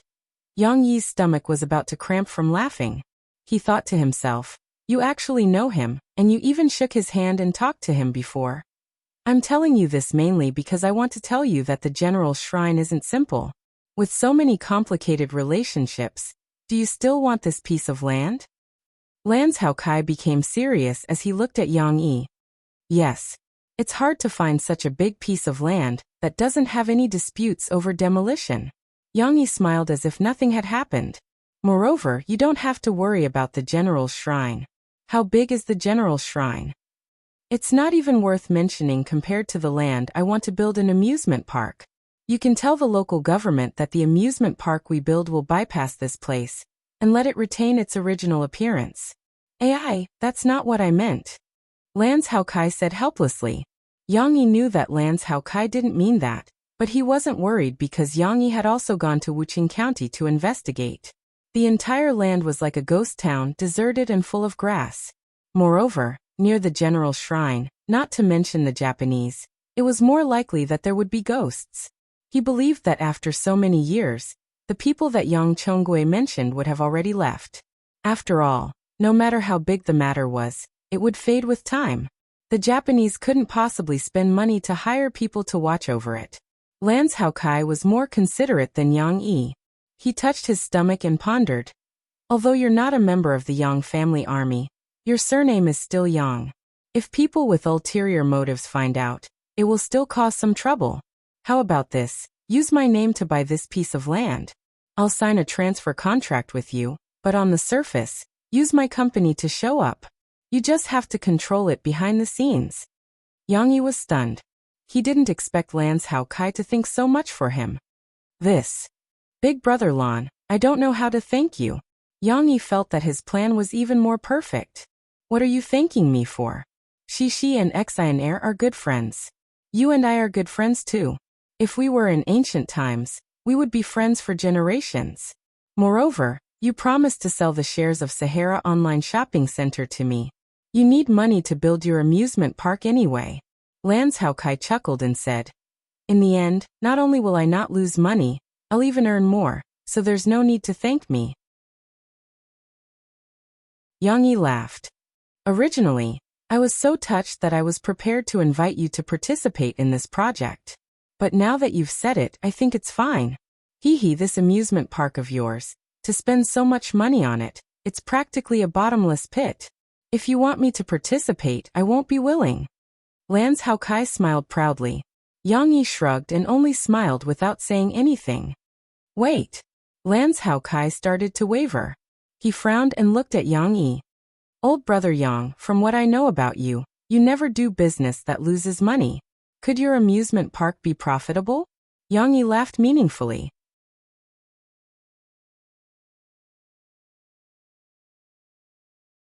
Chapter 603. Yang Yi and Lan Hao Kai talked about the amusement park until very late into the night. Even after the meeting with the people in Yangcheng, they were still discussing some problems with the operation of the amusement park. Yang Yi wasn't afraid to tell Lan Hao Kai, because all the IP was in his hands.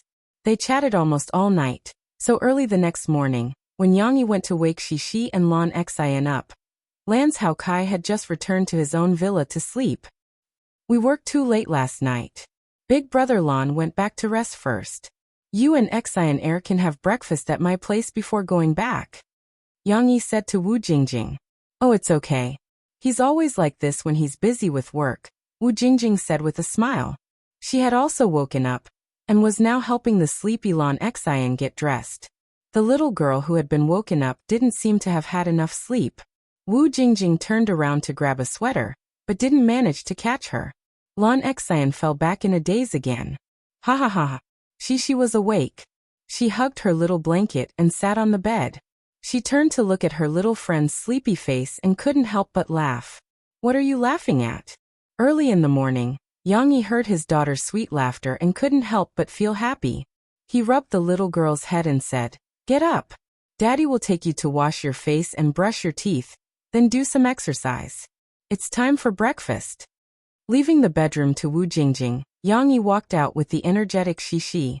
Papa, the sun is already up and Xian Air is still sleeping. The little girl was still happily holding her father's hand and jumping around happily. Maybe it's because she's not used to sleeping? After all, it's her first time sleeping at home, so she didn't sleep well last night. Yang Yi explained to his daughter, Don't talk about other people. Didn't you also not wake up a few days ago? Of course not, hee. The little girl stuck out her tongue in embarrassment. She even broke free from her father's hand and ran to the front with a bell-like laughter, so that she could not see her father's teasing expression. When it was time for breakfast, Lan Xian woke up. For breakfast today, Yang Yi broke the usual routine and made Chinese crepes for everyone. Everyone knew that jianbing was not a new dish, but it was the first time Lan Xian and Shi had seen it, especially Lan Xian. When the little girl saw the delicious and fragrant jianbing, her saliva almost flowed out like a waterfall. It was not difficult to make crepes. Other than the fruit that was bought, Yang Yi had mixed all the other ingredients by himself. Yang Yi had all kinds of kitchen utensils in his house. He made a big frying pan, turned on a small fire, brushed it with a thin layer of oil, scooped some flour paste, spread it flat, and then sprinkled the egg mixture, spread it flat. Those who had eaten the Chinese crepes were more familiar with these processes, so there was nothing much to say. It was worth mentioning that Yang Yi added some fresh tomatoes in addition to lettuce, ham, and fruit. Although the heat was not enough to cook the tomatoes, they could be eaten raw just like the lettuce. In addition, there was also fried bacon that was crispy on the outside and tender on the inside. Of course, Yang Yi did not put youtiao in it, as he was afraid that the two little girls would eat too hot. He added a little more lettuce and tomatoes. There were red, green, yellow, white eggs, meat, vegetables, and crunchy fruit. This Chinese crepe naturally looked and smelled good. And the two little girls were very hungry. Before eating the Chinese crepes, drink some soy milk to warm your stomach. Yang Yi poured soy milk for Lan Xian, and said with a smile to the little girl who could not sit still. She did not need her father to remind her. She quickly picked up the cup and began to drink. She gulped down a few mouthfuls, and then she did not forget to lick the soy milk on her lips. Xian, the soy milk is delicious. She turned her head and said to Lan Xian with a smile. The little girl was eating breakfast with her friends, so she was in a very good mood. She unconsciously played the role of the little host, and persuaded her friends to drink the soy milk. Is the soy milk in your house freshly ground? It tastes very good. Wu Jingjing was full of praise. Well, I bought the soy milk myself. The soy milk made from it is thicker, and there is no need to add sugar. If you add a little coconut powder, the taste will be sweeter, Murphy said to Wu Jingjing. I see. Wu Jingjing felt that she had learned a trick, so she nodded with a smile. Don't look at me like that. I'm not so good. Yang Yi did it, and then I just watched him do it. The more I watched, the richer my theoretical knowledge became. Murphy pretended for a while, and finally she could not help but laugh and confessed to Wu Jingjing. Yes, Murphy now knew how to cook those dishes. Because she was too bored after being pregnant, she often went to watch Yang Yi cook. Yang Yi also tirelessly told her why he put vinegar, cooking wine, and so on. But rich theoretical knowledge was one thing, and practical experience was another. When Murphy was about to cook, she was in a hurry and her mind was blank. She was not as relaxed as she was now. After drinking the soy milk, the two little girls could not wait to deal with the Chinese crepes on their plates. It was definitely inconvenient to use chopsticks. Under Yang Yi's reminder, Shi and Lan Xian, who had washed their hands, directly started to eat half of the Chinese crepes. The first bite, Shishi's mouth was not big, so she ate the outer layer of the crepe. The crepe with egg was a little thick, but it was quite fragrant. The texture of the egg made the crepe not so monotonous. Of course, the second bite was even better. The little girl bit into the half-cut ham sausage, and she even pulled out a lettuce from the Chinese crepe. Coupled with the crispy biscuit-like fruit, Shishi's eyes lit up. Next, the juicy bacon and sweet and sour tomatoes gradually appeared on the little girl's path of exploration. It was so delicious. The little girl looked at her father with a smile in her big eyes, but she did not have time to talk. Lan Xian was even more so. She ate until some crumbs and vegetable leaves fell on her plate, table, and clothes, but she did not care at all. She buried her head and tore at the crepes for a while. Obviously, Shi and Lan Xian, the two little girls, could not finish half of the Chinese crepe no matter how big their appetites were. There were still some leftovers. Shi lazily lay in the chair and burped. She stuffed the rest of the Chinese crepe to her father, so that the food would not be wasted. Lan Xian, on the other hand, was reluctant. Although she ate until her little belly was bulging, Wu Jingjing was worried that her stomach would explode. She advised her not to eat anymore. Lan Xian almost cried. No, I don't want it. How could she bear to throw away the delicious food? Then take a bag and put it back. If you still want to eat, you can continue to eat, okay? Wu Jingjing had to change her strategy. Next time, if you still want to eat, you can come to Shishi's house. Uncle will make it for you. Murphy also helped to coax Lan Xian. The little foodie reluctantly put it down. The excitement of the Sahara Singles Day shopping festival became the focus of major media reports the next day. It even became the headline. It broke 10 million in a little over a minute, 100 million in 25 minutes, and then 500 million in transaction volume was announced at 8 o'clock in the morning. It shocked the world that had not experienced the online shopping craze. In just a few hours, the Sahara Online Mall had sold so many goods. This number, on other online shopping platforms, probably could not reach this amount in a year and a half, right? Not to mention the physical stores. How many shopping malls could have annual sales exceeding 100 million? Of course, this was just the beginning. The next day, the official micro-broadcasting of the Sahara Online Mall announced that the total transaction volume for the day reached 1.93 billion. Almost all the media reported this phenomenal result. If the Sahara Online Mall is listed now, it will probably become another internet company with a market value of 10 billion. Someone was already calculating the impact of the Sahara Online Mall on the Singles' Day shopping festival. In fact, the market value of 10 billion was still underestimating the Sahara Online Mall. If an investment bank wanted to invest in Fujun with a market value of 10 billion, Fujun would not even look at it. Moreover, if it was listed with the power of capital, the Sahara Online Mall could reach a market value of at least 20 billion. And then it could still climb all the way. Of course, the Sahara Online Mall had not reached a bottleneck in its development. Whether it was Fujun, Yangyi, or Lanzhou Kai, none of them had the idea of going public to earn money. Some powerful media and television stations even invited some economists and internet experts to discuss and analyze the secret of the Sahara Online Mall's success. In particular, many people were eager to know the reason why the Singles' Day shopping festival had such a terrifying impact. However, after much analysis, it did not help some online shopping platforms to surpass the Sahara Online Mall. They also wanted to organize a shopping festival, but they were surprised to find that the Singles' Day shopping festival had been registered first, and there were no other options for the other days that were related to Singles' Day, unless they chose New Year's Day and other holidays to compete with others. There was no other way. In order to not be further away from Sahara, they could only grit their teeth and go forward. However, even so, could a hastily prepared shopping festival be as good as the Sahara Online Mall? What kind of discounts could their manufacturers give customers to attract customers to leave Sahara and come to their shopping platforms? Now, one by one, they were still catching up, but they did not realize how much the Singles' Day shopping festival consumed the purchasing power of the people of the country. For daily necessities like paper towels, they bought half a year's supply at once. Would they continue to buy from other websites in a short period of time?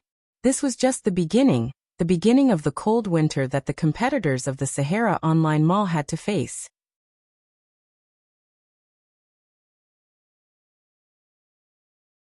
Chapter 604. Debeo, cover me. His comrade roared as he kicked open the door and rushed in. Debeo followed closely behind. The two of them, one in front and one behind, one on the left and one on the right, carefully searched the room. No one. They bent their legs and carefully moved forward. Suddenly, a masked female figure appeared in the corridor behind them. Debeo felt something and subconsciously turned around. Seeing this figure, Debeo was stunned for a moment, but seeing the gun in the other party's hand, he quickly reacted and raised his hand to shoot. However, one shot was not enough to make the other party fall, so Debeo added 2 more shots. Finally, the masked female target fell to the ground. Continue. The comrade in front hurriedly glanced, and they continued to search. After a fierce battle, the civilians in the training base were finally saved. However, this training was not only about whether the mission was completed, but also the time taken. The instructor first praised Debeo and his partner for completing the mission in the required time. But compared to your previous results, this training took 20 seconds more. This is a regression. The instructor reprimanded with a serious expression. Especially Debeo, you took too much time to kill the criminals. Look at these target papers. Where did your bullets go? Debeo did not refute, but only loudly admitted his mistake. Yes. Debeo still knew his problem. His reaction was slow, so he raised his hand and fired. The first shot was hurried and hit the target's abdomen. This was not fatal and gave the other party a chance to fight back. Although on the training ground these targets would not really fight back, but on the real battlefield, Debeo could not kill with one shot. This was a fatal threat to him and his comrades. Instructor, Debeo's shooting has not been very accurate. His comrade carefully explained for Debeo. His real skill is in close combat. On the battlefield, who cares about your skill level? Who will give you a chance to fight in close combat? Go back and continue to practice. You have to practice shooting accurately. You have to shoot directly at the vital points and eliminate the threat as quickly as possible, the instructor said resolutely. Yes. At night, Debeo lay in bed and could not fall asleep. After returning from the training base, he realized that he could not go on like this.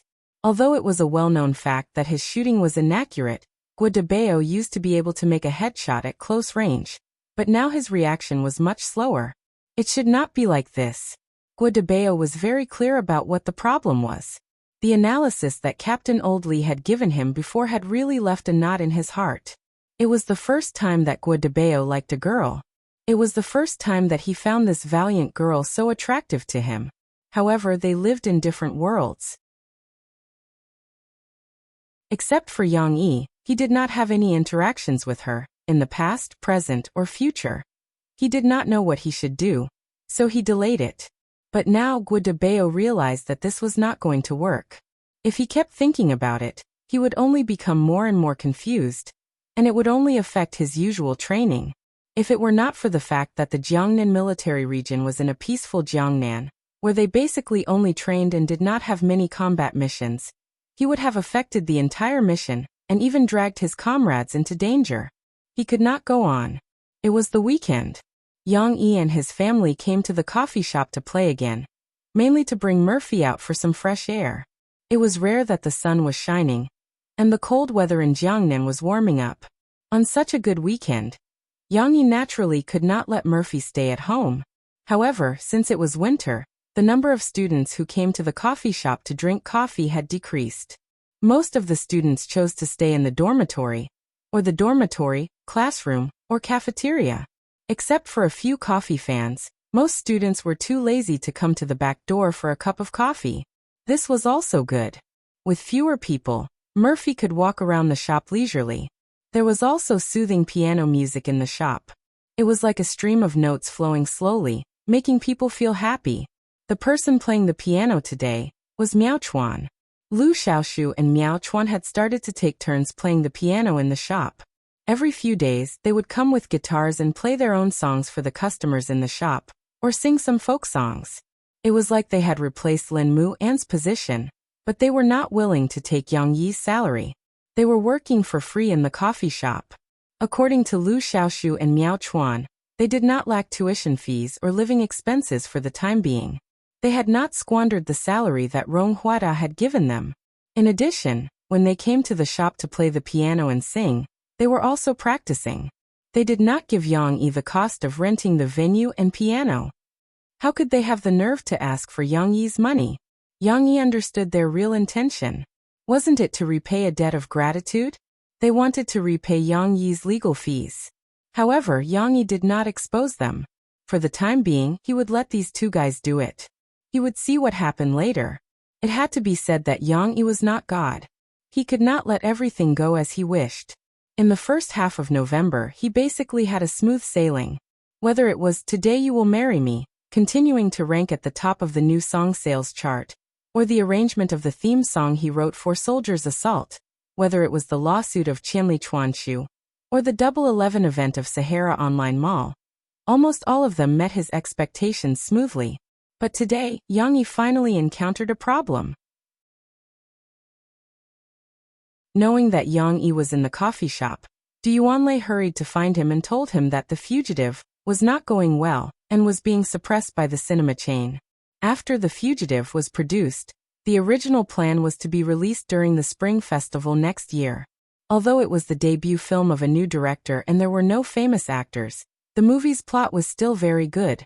Even old master Jiang Lei praised it, and supported Du Yuanlei's decision to go all out during the Spring Festival. Maybe a bicycle would turn into a motorcycle? But now, according to Du Yuanlei, The Fugitive only had a few % of the showtimes. Compared to other movies that were released during the Spring Festival, its showtimes were the lowest. This was obviously unreasonable. After all, The Fugitive was considered an excellent independent film. Even if it was not as good as movies that were backed by a film company, its showtimes should not be so low. What's the reason? Yang Yi frowned and asked. Do you know who is behind this? Although Du Yuanlei did not have much influence, she was a graduate student in the directing department of Jiangchuan Film Academy. Whether it was the support of the school, the connections of some teachers, or some senior brothers and sisters who had a certain amount of authority in the industry, Du Yuanlei's connections were not big, but they were not small either. It was not difficult to find out who was affecting the showtimes of The Fugitive. Du Yuanlei hesitated, looked at Yang Yi and said, "Global Pictures." Hearing this, Yang Yi understood everything. At the end of the day, it was his own influence.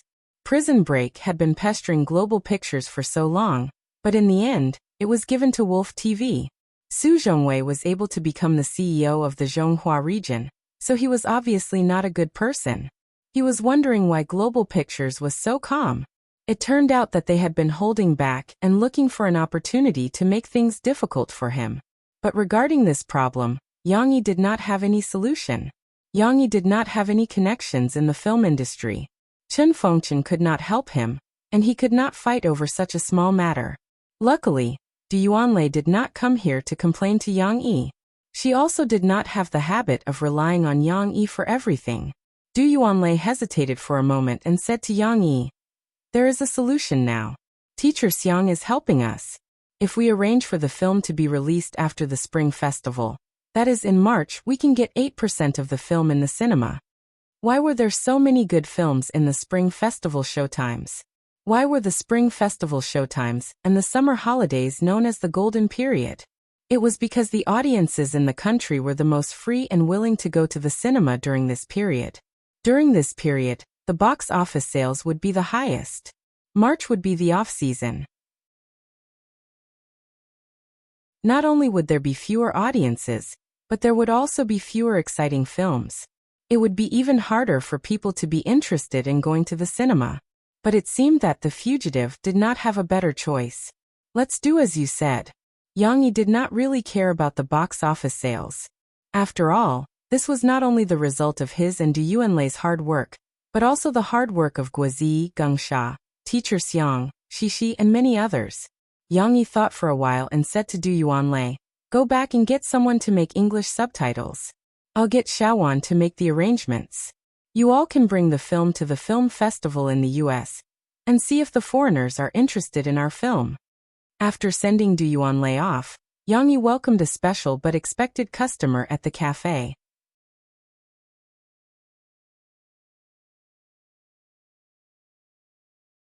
Chapter 605. When the wind chime at the door rang, Yang Yi was in their exclusive booth, talking and laughing with Murphy and Shishi. If it was an ordinary customer, this wouldn't have attracted their attention. But Ding Xiang was greeting the customer in English. "Good morning. What can I do for you, sir?" "Good morning, sir. What would you like?" As expected of a top student, Ding Xiang's English was very fluent. She didn't stutter due to nervousness, and even her pronunciation was very accurate. Of course, when Ding Xiang was in high school in her hometown, Yinye County, she was influenced by the teachers who were not good at speaking English. Many of the phonetic symbols were not accurate. It was only after she entered university that she practiced hard by following the tapes. "There are foreign customers?" Murphy wasn't surprised by Ding Xiang's English. She was curious about the customer. Yang Yi's coffee shop was very remote. At least when she came to the shop, she didn't see any foreign customers. Occasionally, the school invites some foreign teachers. When Yang Yi was still explaining to Murphy, the customer's response made him stop. "I don't know. It's hard to explain. My friend told me. I don't know. I don't know how to explain. My friend told me." The person who spoke was Lu Weishao's father, David. It wasn't easy for him to find this coffee shop, but it wasn't easy to confirm whether this coffee shop was the one opened by Yang Yi.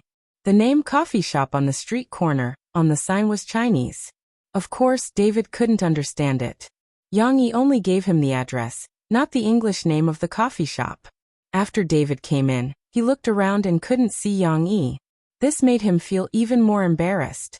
Yes, Yang Yi's English name was Leon. David tried to ask Ding Xiang this name, but how would Ding Xiang know that Yang Yi's English name was this? When the two of them were stuck in a dilemma, Yang Yi finally came out to help them out. "David, you're here?" Yang Yi smiled and walked out of his booth with a little tail following behind him. When Shishi heard that Lu Weishao's father was here, she thought that Lu Weishao would come as well, so she happily followed her father out. However, after the little girl skipped out, she looked left and right but did not see the back of her friend. Instantly, the bright smile on the little girl's face could not help but disappear. She was somewhat gloomy and somewhat puzzled as she looked at the adults. David was very happy to see Yang Yi. All the troubles he had caused to the coffee shop just now had disappeared. After chatting with Yang Yi for a while, he said that he would like to try the freshly ground coffee that Yang Yi had mentioned. Leave him to me.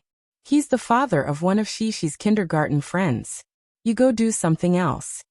Yang Yi and David basically communicated in Swedish now, and it was a good opportunity for him to practice his spoken English. After a few words with David, he nodded to Ding Xiang, who was beside him. David was a customer and also Yang Yi's coffee friend. Therefore, Yang Yi came to the bar and took out the premium mandheling coffee beans that he had bought last month. He personally ground the beans and brewed coffee for David. This coffee bean is not bad. Mandheling? I've never seen such a fragrant coffee before. It's like caramel, but it's more special than normal. It's very rich. David took a piece of coffee bean and couldn't help but exclaim. Yang Yi also felt proud that the coffee beans he had bought were praised by a coffee lover. He smiled proudly. Uncle David. Shishi finally couldn't hold it in anymore. She crawled under the bar and hugged her father's leg. Leaning against her father's waist, she looked up and summoned her courage to call out. Hello, Shishi. David lowered his head and greeted Shishi with a smile. The little girl didn't continue speaking. She tugged at her father's clothes and whispered. Papa, can you help me ask Uncle David? Why didn't Lu Weisha come? You can ask him yourself. Yang Yi encouraged her. But I don't know how to say it. Shishi was a little anxious and tugged at her father's clothes. You can ask Uncle David. Where is Lu Weisha? Yang Yi said the last sentence in Swedish. In fact, Yang Yi had taught Shishi the pronunciation of a similar sentence, but Shishi didn't know how to draw inferences. David heard Yang Yi's words just now. Although he didn't understand the conversation between the father and daughter, he could roughly guess Shishi's intentions. Shishi repeated in a low voice, but she felt that she didn't speak well. Talking to Uncle David wasn't as natural as talking to Lu Weisha. She could say whatever she wanted to her friends, and it didn't matter if she said something wrong. But Shishi didn't have the courage to speak to adults in a language that she wasn't familiar with. Papa, help me. Cece pouted her small mouth and said with grievance. Lu Weisha is at home. She didn't come with me. David couldn't bear to see the little girl in a difficult position, so he took the initiative to answer. Shishi blinked her big eyes. She didn't understand. David repeated it in English. Shishi's English was better than Swedish, so she understood this time. The little girl lowered her head in disappointment. She thought she could play with her friends. I'm sorry. I didn't know you were also in the coffee shop. I should have brought Lu Weisha here. She also wanted to come out to play, but I didn't know if it was appropriate to bring her out. David apologized to Shishi in English. Looking at the little girl's appearance, David felt that he had done something wrong and made the little girl feel wronged. It's okay. Shishi, come here. Don't disturb your papa. When you go to kindergarten, you and Lu Weisha can still play. Murphy came out at some point. She waved at Shishi and smiled at David. This is my wife Murphy. Yang Yi introduced his wife to David. After chatting for a while, Murphy took the disappointed Shishi back to the booth to play, leaving Yang Yi outside to entertain the guests. After the coffee was brewed, David drank it while it was hot. Just by smelling the aroma of the coffee, he was amazed. After taking a sip, he praised it even more. I saw the coffee that Ding made for the other guests. Although it was not as special as this one, he still put a lot of effort into it. Leon, you were right. Your coffee shop is really good. It's even better than some of the coffee shops in Sweden. David sighed with emotion. Starting from the coffee, Yang Yi and David talked about all kinds of things. Fortunately, Yang Yi was more knowledgeable, so it was not difficult for him to talk about the local conditions and customs of various countries with David. You should come to Sweden to play. Sweden is also a beautiful country. Not only do we have cities, but we also have beautiful forests and seashore. David said to Yang Yi with joy. And Stonehenge. Yang Yi pointed at David, and the two of them laughed. In the end, they still had to talk about the children. Although David was not a qualified stay-at-home dad, it was only because his cooking skills were not qualified. He still put a lot of effort into taking care of the children. I find it strange that as an executive, you have so much time to spend with your children? Yang Yi asked in puzzlement. Actually, managers like us are similar to ordinary employees. We all go to work on time. Unless it's an emergency, I will not spend my time with my family on work. That's not right. Furthermore, it doesn't bring me a lot of income, David explained. It turned out that because of the high tax rate, the actual income of high-income people like him was much lower. It was not much higher than ordinary employees. There was definitely a difference, but it was only a few times. It was not the huge difference between a few thousand yuan a month and a few million yuan a year in China. However, David was willing to endure such a high tax rate. It's normal. The more tax I pay, the more benefits I get. Furthermore, it's also a guarantee for the future of our children and our country. Every country's system was different. It was hard to say which was good and which was bad. Only the one that suited oneself was the best. High tax and high welfare policies were not necessarily suitable for China's national conditions. After all, it was not uncommon to see high welfare policies supporting mediocre people in certain industries. Yang Yi was not interested in politics, but he was more interested in David's way of educating his children. You said that you read with Lu Weisha every night? Yang Yi asked curiously. Yes, at least half an hour. David sighed and said, I've talked to some Chinese employees. They didn't read with their children, which surprised me. You know what? This is a very important moment between parents and children. Please imagine, half an hour before bedtime, the children are like kittens, staying in their parents' arms. Then we read under the warm table lamp together. How warm is that? When they grow up and remember this memory, they will be very happy. David described the scene with a smile. Yang Yi did not deny the happiness of such a scene, but he was just as happy telling Shishi stories.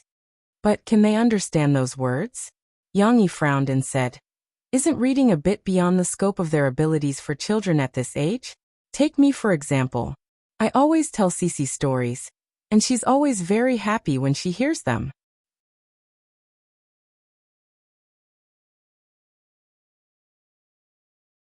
Chapter 606.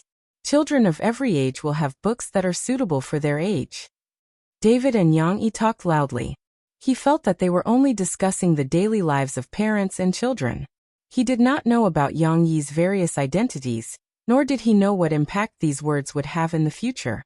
David spoke with a flushed face as if he had drunk wine. Take Lu Weisha for example.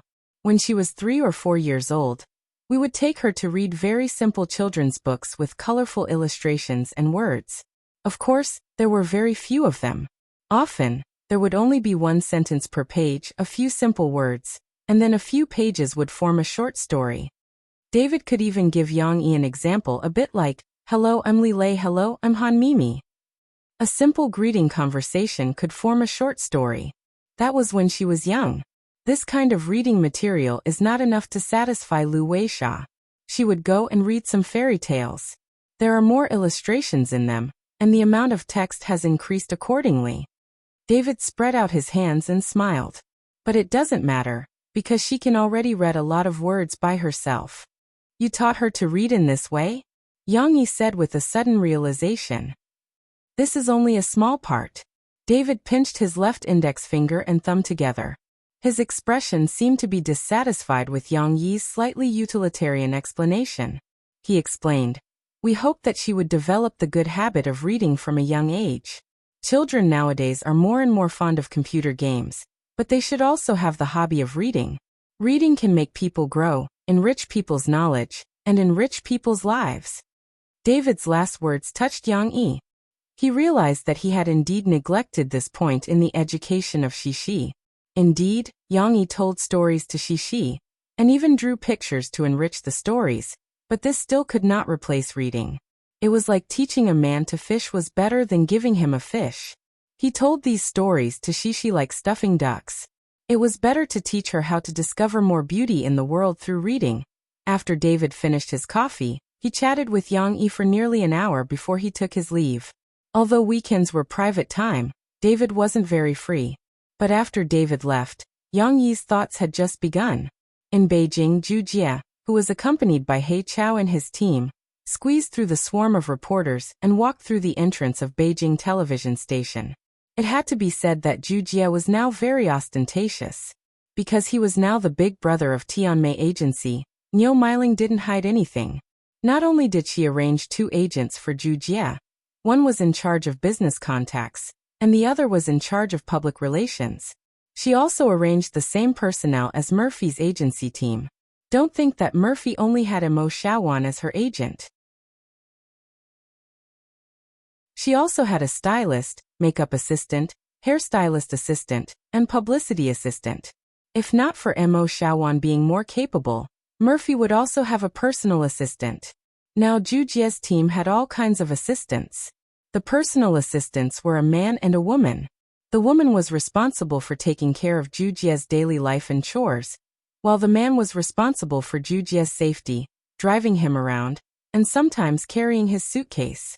The media had exposed and attacked this problem before, but Zhu Jie didn't care about others' criticism of him. He was still a little vain. Why couldn't I have some ostentatious extravagance when I was a celebrity?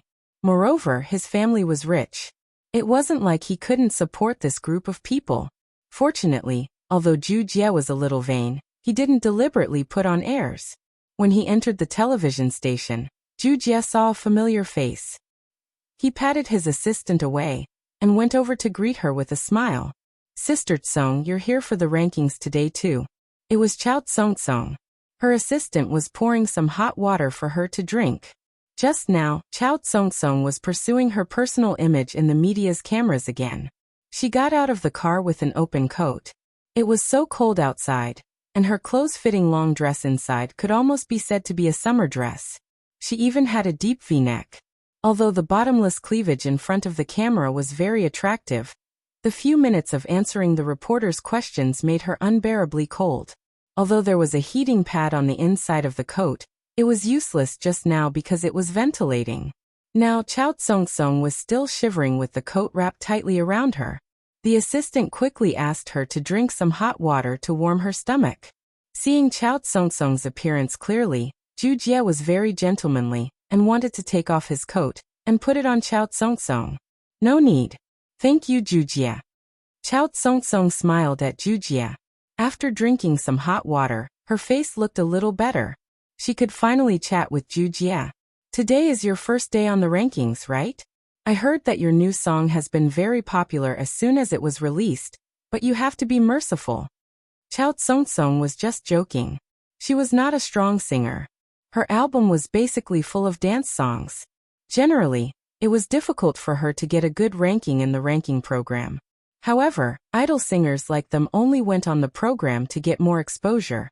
Moreover, whether they could get first place or not didn't have much impact on them. As long as they could act cute, dress themselves up beautifully, and keep the hearts of their fans, there would naturally be a large number of fans who would buy her albums, concerts, and even some peripheral products. Of course, Chao Tsong was only looking good on the surface. As an idol singer, only she knew the bitterness. Not to mention these winter days, she had to grit her teeth and wear few clothes. She had to smile in front of her fans. Even the money she earned, a large part of it was exploited by the company. What could she do? Chao Tsong's singing was not good, but her dancing was charming. Without the company's packaging for her, she could not be an idol singer, nor could she compete with thousands of young people who wanted to take the idol route. So, what capital did she have to fight for her own interests? Chao Tsong would not tell Zhu Jie this. Zhu Jie was also joking with Chao Tsong. "No, it's obviously Sister Tsong who is covering for me. Don't always call me Sister Kong. It makes me old." Chao Tsong felt relaxed chatting with Zhu Jie. They talked and laughed. She didn't need to be too vigilant, so she said reproachfully, "Do you think I'm old?" No. You're as beautiful as a flower, youthful and beautiful. Who said you're old? I'll beat him up." Zhu Jie said, "The way I call you Sister Tsong has nothing to do with age. It's mainly because you're a senior in the singing industry, and I'm a junior. So it's cordial and respectful to call you that. Still call me Sister Tsong." Chao Tsong stamped her feet and said angrily, "Well, then what should I call you?" Jujie asked with a smile. But before Chao Tsong could answer, the sound of high heels came from behind. A woman who was more beautiful than Chao Tsong, but also more mature and charming, came over.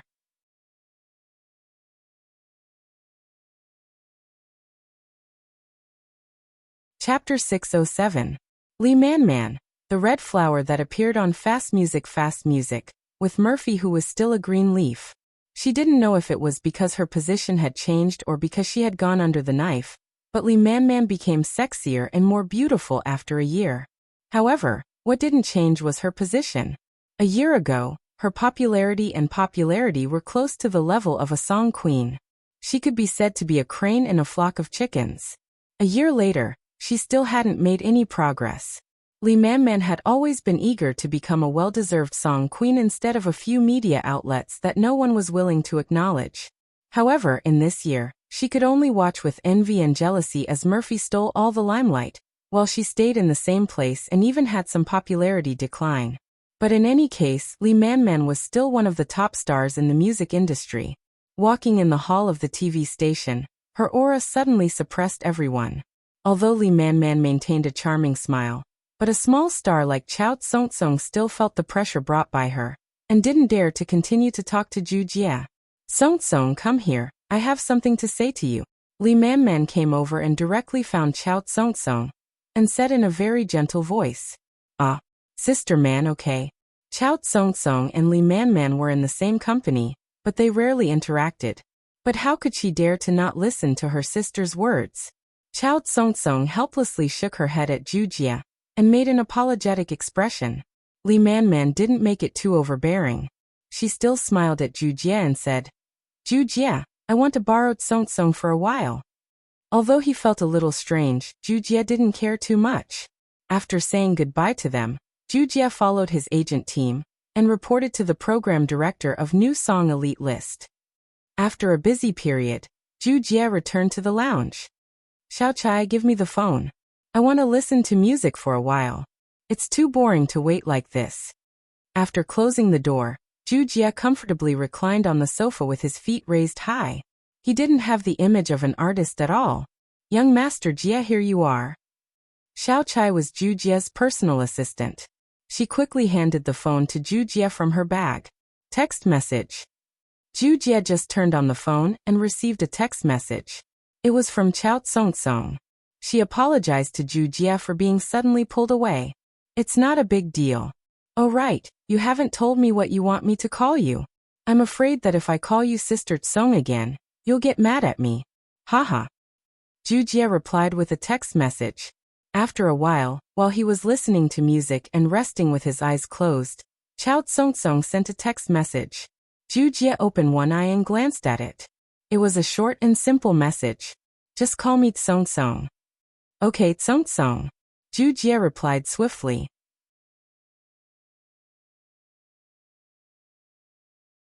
Actually, he was just teasing Chao Tsong and did not have any strange feelings towards her. Chao Tsong was similar to some of the beautiful trainees under Tian Mei. She had delicate features and a slim figure, but it was hard to tell how outstanding she was. With Jujie's temperament as a young master, whenever he saw a beautiful woman, except for Lee Man, who was too mature, he couldn't help but want to flirt with her. Of course, Jujie didn't play with other people's feelings casually. If they were as unrestrained as him, he might play with them for a while. If they were too innocent, Jujie would flirt with them. If the situation was not good, he wouldn't go too deep. He didn't want to tie himself down. There were so many beautiful women in the world. This was also the reason why young Master Jie didn't cause any trouble for himself even though he liked to play with women. However, Chao Tsong seemed to feel sorry for Jujie. She hesitated for a moment and sent another text message. Actually, Sister Man asked me to come over, because she didn't want me to have too much contact with you. Don't tell others. I think you're a good person and suitable to be friends, so I told you secretly. Of course I won't tell others. But why didn't Lee Man let you have too much contact with me? Jujie was very unhappy, but it wasn't because of Chao Tsong. So he added a silent emoji to Chao Tsong's text message. Because the songs you sang weren't very good. Sister Man was worried that if I talked with you, it would be spread as a scandal by the reporters. Chao Tsong replied. However, Chao Tsong didn't tell Ju Jie the other reason she guessed in her heart. What she said in the text message was only what Li Man told her.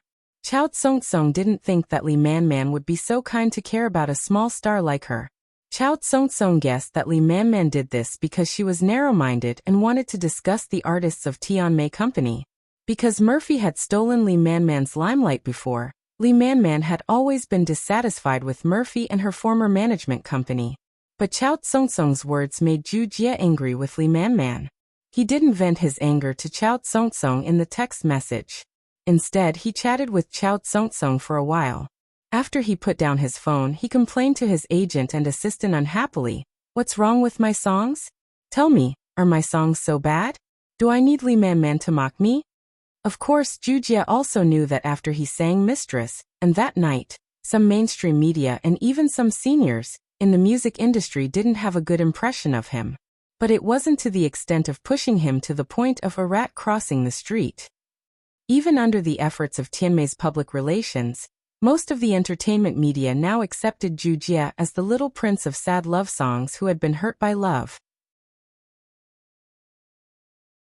Even on the variety show, everyone's ridicule of Ju Jie, or Ju Jie's self-mockery, were all well-intentioned. Everyone was just joking and making the audience happy. Why did Li Man dislike him, as if he was the plague? If Chao Tsong hadn't told him, Ju Jie still had a good impression of Li Man. It doesn't matter, young Master Jie. We don't need to pay attention to this kind of person. Li Man isn't a good person either. Agent De Jong and Ju Jie had a common enemy and said flatteringly, in the early years, she had a scandal with some male singers and actors. I don't know if it's true or not, but she also relied on hype to get to the top. Xiao Chai asked curiously, but hasn't Li Man's image changed for the better now? She also admitted her relationship with Do Zun. It's said that the two are preparing to get married. Li Man and Do Zun are both in the same agency. Moreover, Li Man was once rumored to be the mistress of their company's financier. Although it was later denied, it's still unclear. She has been involved in so many scandals for so many years. Suddenly, she was in a relationship with Do Zun, a guy who was also involved in scandals, and got married. Can you believe it? De Jong laughed and said. Listening to their discussion, Ju Jie became interested. He patted his head and said with a smile, now that you mention this, I also remember. My aunt and manager Jian analyzed that the combination of Li Man and Do Zun may be a hype. The hype that Ju Jie was talking about was the hype with Murphy and Yang Yi, the loving couple. After Murphy and Yang Yi got together, not only did their career not decline, but it also had the effect of 1 + 1 greater than 2. Many people praised them as a model couple, and a clear stream in the entertainment circle. It wasn't the first time that Yang Yi and Murphy were being followed. In the middle of the year, Yang Yi and Murphy sang military songs. Unexpectedly, the 4 military songs that Yang Yi wrote not only weren't criticized because of the outdated military songs, but also made the military songs popular. So later, many artists imitated them and also found songwriters to write military songs. They took advantage of the popularity and released them. But none of these hastily recorded military songs could become popular. They were even scolded by some military fans. Obviously, there was a risk in following the trend. Yang Yi and Murphy were followed in many places, but none of them were as bold as Li Man. She found a male artist and directly pretended to be in a relationship. They showed their affection in front of the camera and openly announced their marriage. This was definitely a dangerous move. If it went wrong, she was afraid that she would be scolded to death. But Li Man didn't care about the consequences. She wanted to be a female artist at the top of the music circle. At least for now, her and Do Zun's coupling was performing well. Her fans found it difficult to accept at first, but over the years, her scandals had made her fans have some psychological tolerance. Seeing Li Man's happy appearance in the camera, the silly fans chose to bless her. After all, Li Man was not young anymore. In addition, the model couple Yang Yi and Murphy had not appeared in front of the public for a long time. Li Man and Do Zun could be regarded as a supplement. Many passers-by who believed in true love began to join Lee Man-man's camp. Taking advantage of her rising popularity, Lee Man-man also released her new album. However, a fake was a fake after all. Ju Jia looked down on Lee Man-man. Young Master Jia, in tonight's chart, your song was ranked after Lee Man-man's. Xiao Chai suddenly opened his notebook and said to Ju Jia. Ju Jia's eyes lit up and he laughed.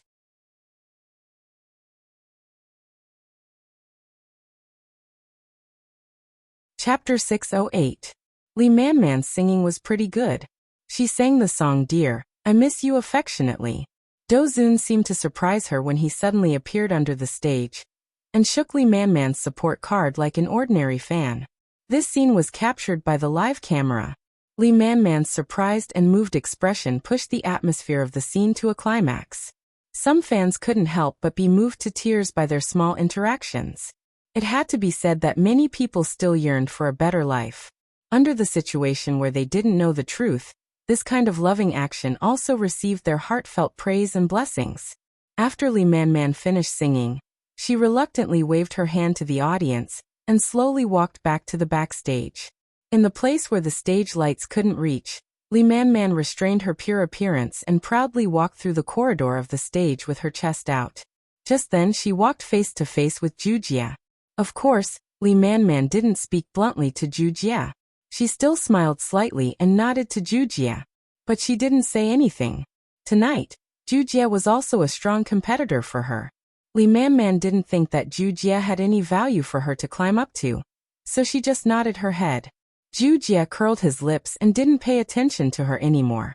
He cleared his throat and let Xiao Chai tidy up his headset. Young Master Jia, come on. Xiao Chai whispered. Xiao Chai was still a rookie who had just graduated more than a year ago, but she was quite beautiful. Ju Jia smiled and touched her head, then walked out slowly. Let's welcome Ju Jia with a round of applause.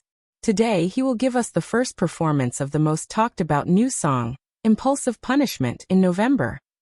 The host introduced Ju Jia's performance passionately and powerfully. The music chart show was different from other variety shows. It didn't have complicated interaction between the host and the singer. All the singers had to rely on their strength to conquer the audience, so there was nothing to say. One word, sing. After the host went down, only Ju Jia was left on the stage. Without waiting for the audience to cheer again, the prelude of Impulsive Punishment faintly sounded like the melodious music coming from the empty valley of the western region. What kind of music is this? It's so good. Just listening to the prelude, many of the audience couldn't help but perk up their ears. The melodious and clear music at the beginning gave people a refreshing feeling. The melancholy melody immediately captured people's hearts. It was as if every strum of the zither was tugged on people's hearts. Ju Jia stood on the stage with a sad expression. He looked up at the ceiling of the stage at a 45-degree angle, as if it was a starry sky. Finally, he raised the microphone and began to sing. That night, I was drunk. I held your hand and talked nonsense. As he sang, his slightly hoarse voice immediately outlined the image of a heartbroken and haggard man. To be honest, Ju Jia's singing couldn't be compared to the legendary Dao Lang from Yang Yi's previous life. Dao Lang's unique voice had been baptized by years of wind and frost, which made it intoxicating. It was hoarse and ethereal, as if it had traveled through time and space. As for Ju Jia's hoarse voice, it was completely because he had lowered his voice to sing it. Of course, in order to sing this song well, Ju Jia had consulted many teachers and practiced for several months before he could sing this hoarse voice without too many flaws. Of course, no one in this world sang like this. After all, not all hoarse voices were pleasant to listen to. Many original hoarse voices were caused by smoking too much. Not to mention singing, just listening to it made people feel uncomfortable. It was precisely because Ju Jia was considered unconventional that his hoarse singing was amazing. It was similar to listening to Dao Lang's singing, in a situation where there was no comparison. However, in front of the TV, many of Ju Jia's fans were excited and couldn't help but smile. It was really Ju Jia. Looking at his lyrics, he was drunk again. That night was also a drunken mess. It could be seen that this guy drank a lot, and caused a lot of trouble because of drinking. Of course, To be able to write about such emotional pain, he could be considered an infatuated man, right?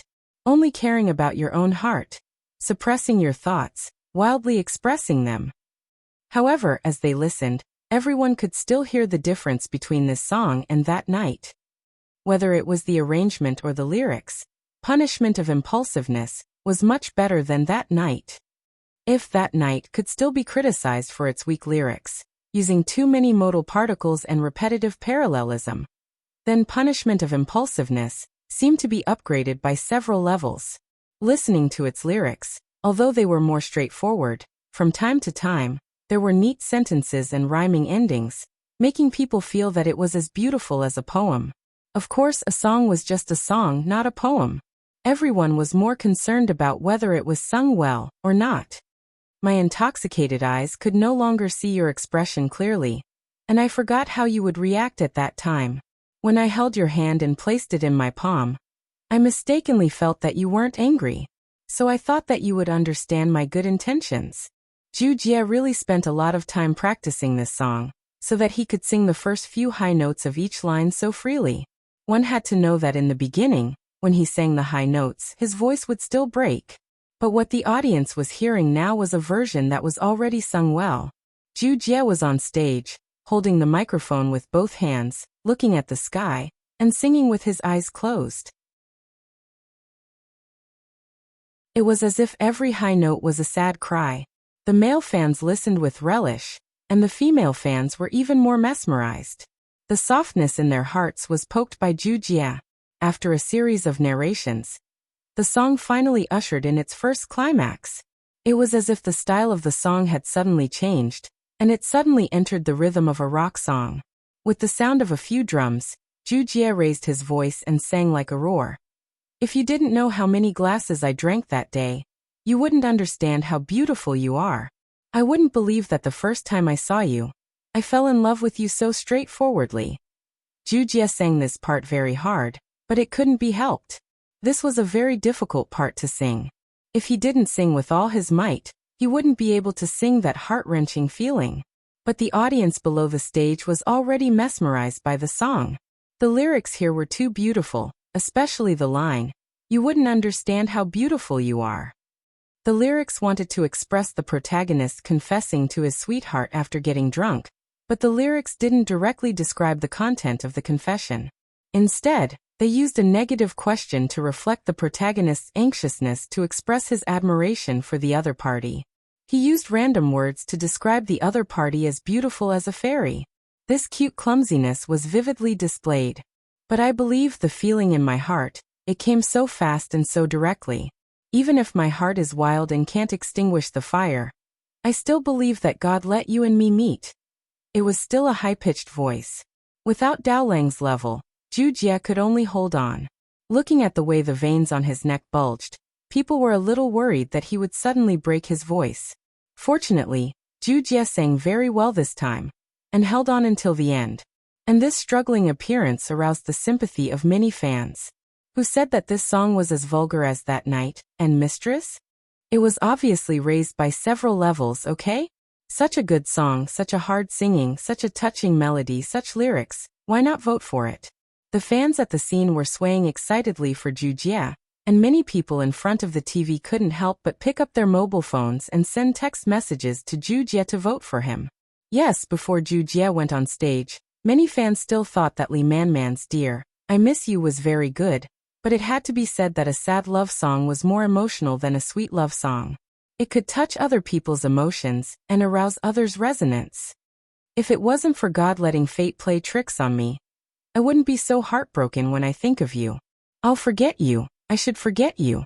This is the best punishment for impulsiveness. The song came to an end, and the lonely figure on the stage looked so pitiful. But think about it, in this world, how many people have not been hurt by love?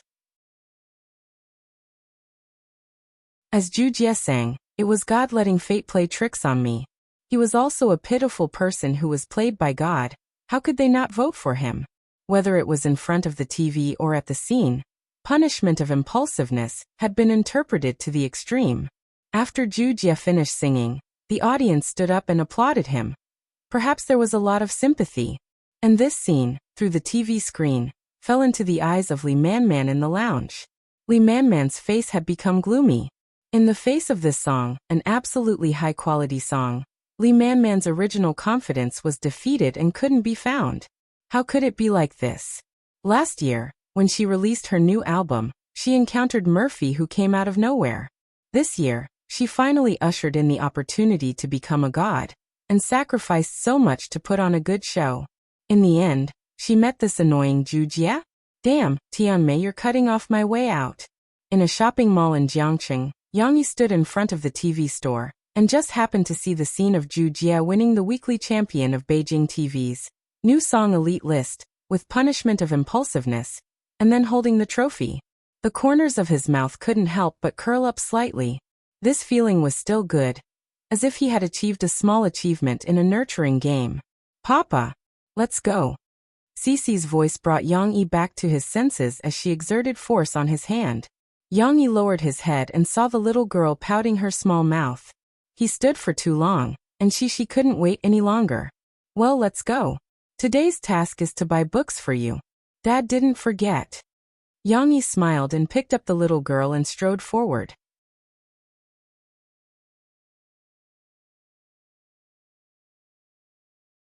Chapter 609. Lu Weisha's father was right. A child's childhood should not only be accompanied by toys and TV sets, but also by books with words and illustrations. Yang Yi also wanted to cultivate Xishi's interest in reading. Therefore, after dinner, Yang Yi took Xishi out to buy children's books. Because Murphy was at home, Yang Yi was worried. He did not take Xishi to the Haihong Children's Mall in the Binhai district.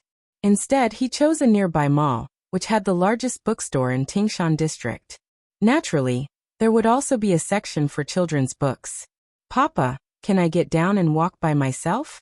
After Yang Yi picked up the little girl for a while, she felt that shopping in her father's arms was not enjoyable enough, so she struggled to get down. Then you can't run around. There are adults here. If you are not careful, you will be knocked down. Yang Yi had to put Xishi down and warned her. Watching his daughter grow up day by day, there were good and bad things. Now she was no longer infatuated with her father's arms. However, it seemed that there was nothing bad about it. Xishi seemed to gradually become less naughty. After listening to her father's threat, she really did not run around. She even put her little hand into her father's big hand. Papa, I want you to hold me. Xishi did not know what she was happy about. She looked up and said to her father with a smile. Her sweet voice still had a strong dependence on her father. Yang Yi held Xishi's little hand with a knitted glove. Looking at the little girl's beautiful smiling eyes, his mood suddenly became cheerful. They came to the children's book section of the bookstore. There was a dazzling array of books, as well as colorful patterns on the covers, which immediately dazzled Xishi. The little girl looked left and right, forgetting to move. Xishi, come and see what this is. Yang Yi saw some familiar faces in the bestseller section. He chuckled, raised his eyebrows at Cici and said, Don't worry. The little girl was still in a state of extreme distraction. She looked at other beautiful patterns and moved unsteadily to her father's side. This little muddle-headed girl gave people the feeling that she was defenseless. Perhaps anyone who saw her could not help but want to take her away. Look at this, what is it? Yang Yi smiled, took a fairy tale book from the bookshelf, and shook it at Xi. What is it? She looked at her father with her big eyes, very puzzled. Look at this. Do you recognize the words on it? Yang Yi pointed at the title of the book and said to Xi. She finally recovered and concentrated on looking at the cover. Immediately, the little girl raised her head in surprise. Her gloved little hand was still pressing the two words Xishi on the cover, and she said to her father, Papa, this is my name. But soon the little girl had self-doubt again. No, my name is Yang Shi. These two characters are Shi, Yang Yi said with a smile. It's also my name. She finally made the final judgment. She looked up at her father with some surprise, as if it was her turn to tell her discovery. Papa, this is my name. Yes, because this is the book that Papa wrote for you. Look at the pictures on it. Don't they look familiar? Yang Yi smiled, pointing to the cartoon characters interspersed on the cover and said. This is Pinocchio, this is Sid, this is Elephant, the woolly elephant. At this time, the little girl finally recognized them, and she said happily, "Yes, these are the stories that Papa told you, a collection of stories. This is called Shishi's bedtime story too. And then here is Shishi's bedtime story, the first one, and Journey to the West." Yang picked up a few books and said to Shishi, "So many books." The little girl looked at her father with a smile. She still couldn't understand the meaning of these, but Shishi was still very happy. Lu Weisha's father said that when he returns to Sweden on vacation, he will bring you the storybooks of their country. Yang said with a smile, "So let's also buy some storybooks written by Papa and give them to Lu Weisha in a few days, okay?" There was a problem. These storybooks that Yang gave were all in Chinese. Lu Weisha and her father definitely couldn't understand them, so they could only give them to each other as cultural gifts. Of course, Yang was inspired by the sale of the copyright of Prison Break abroad, and he also personally translated his own works. The most important ones were Shishi's bedtime story, but the main purpose was to be used by the film and television manufacturers in the United States, so they hadn't been released on the market yet. It was also convenient to make them into physical books. Yang asked Lu Benji to arrange that after these fairy tales were sold in the United States, he could also send 2 more to Lu Weisha. Of course, this might take a long time. However, Yang still preferred to send Chinese books. After all, the other party also sent books in their mother tongue, so he had to have some cultural confidence. Lu Weisha couldn't understand it, but she could slowly learn some Chinese. "Okay. Papa, is this a gift?" Shishi didn't think so much. The little girl smiled happily and even asked a question. "Yes, Lu Weisha's father gave us a gift, so we also have to give them some gifts in return." Yang smiled at Shishi and said. After throwing a few books in the shopping basket, Yang still got down to business. He looked for children's books that he or Murphy could read with Shishi before going to bed at night. However, after going through the bestseller bookshelf, Yang frowned slightly. The books here weren't suitable for Shishi to read. It wasn't that the stories were bad, as Yang hadn't carefully read the content of the stories. It was that they were similar to the stories that he wrote, and were more inclined to use words to narrate. It was densely printed with small characters and gorgeous words. Obviously, it was not a book that Cece could understand at her age. If he really wanted to read them, he had to wait until she was at least 8 or 9 years old, when she was more literate. After going through several counters, Yang finally found a counter. The books on the counter were like comics, and there were more illustrations. What was more interesting was that there were many children who came to the mall with their parents, and they were flipping through the books with relish. There were big and small children. The younger ones were 6 or 7 years old, like primary school students, and the older ones were in their early teens. Each of them was holding a children's book, standing in front of the bookshelf, sitting cross-legged on the ground, or sitting with half of their buttocks squeezed on the edge of the bookshelf. They were very engrossed in reading. Yang walked past them with Shishi, but they didn't raise their heads, as if they didn't notice. Shishi looked at these little brothers and sisters curiously, and there was a trace of yearning in her eyes. He didn't know if she found reading interesting, or if she simply wanted to follow the crowd, but this atmosphere really made the little girl have a desire to read like them. However, compared to the other bookshelves, the front of this bookshelf was a bit crowded. The little girl carefully followed behind her father, and she was afraid that she would accidentally step on others. Yang put the shopping basket on a high place, randomly picked 2 books and casually asked Shishi, "Which ones do you want to read?" In this environment, Shishi couldn't help but stick close to her father.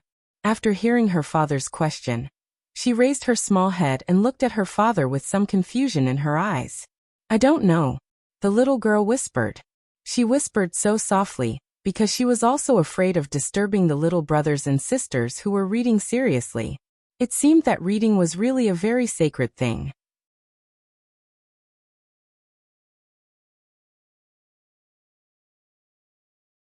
Chapter 6:10. You can open these books yourself and see if there's anything you like. Daddy will buy it for you, Yang said with a smile. He was worried that his daughter would be bored and not know what to do at the bookstore. Looking for books to read in the bookstore was also a great pleasure. Shishi nodded in confusion. She turned her head and focused her attention on the bookshelf. The children's books seemed to attract the little girl's attention like the wonderful pictures from before. However, Yang saw Shishi look left and right, and finally reach for the large picture album. The little girl ignored the small and thicker children's books. Perhaps it was because the colors of the large books were brighter, and the pictures looked richer? He saw the little girl holding a large picture album tightly with both hands, as if she was holding a bowl. The book was as big as her face. It was placed on the edge of the bookshelf, and she was a little worried that it would fall off. At first she was at a loss, but after glancing at the little brother beside her, the little girl flipped it open. However, she was wearing gloves, and her fingers were a little clumsy. She directly flipped to the middle of the picture album. Yang squatted down and helped Shishi hold the book. Then he said in amusement, "Come, Daddy will help you take off your gloves." "How can you read with gloves on?" But I'm afraid of the cold."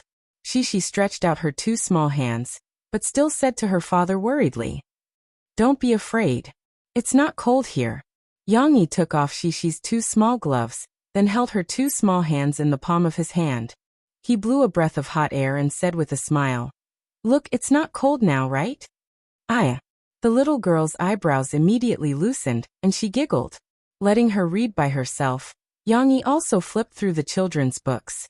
However, after a while, Yang also found some problems. Most of these children's books were comic books.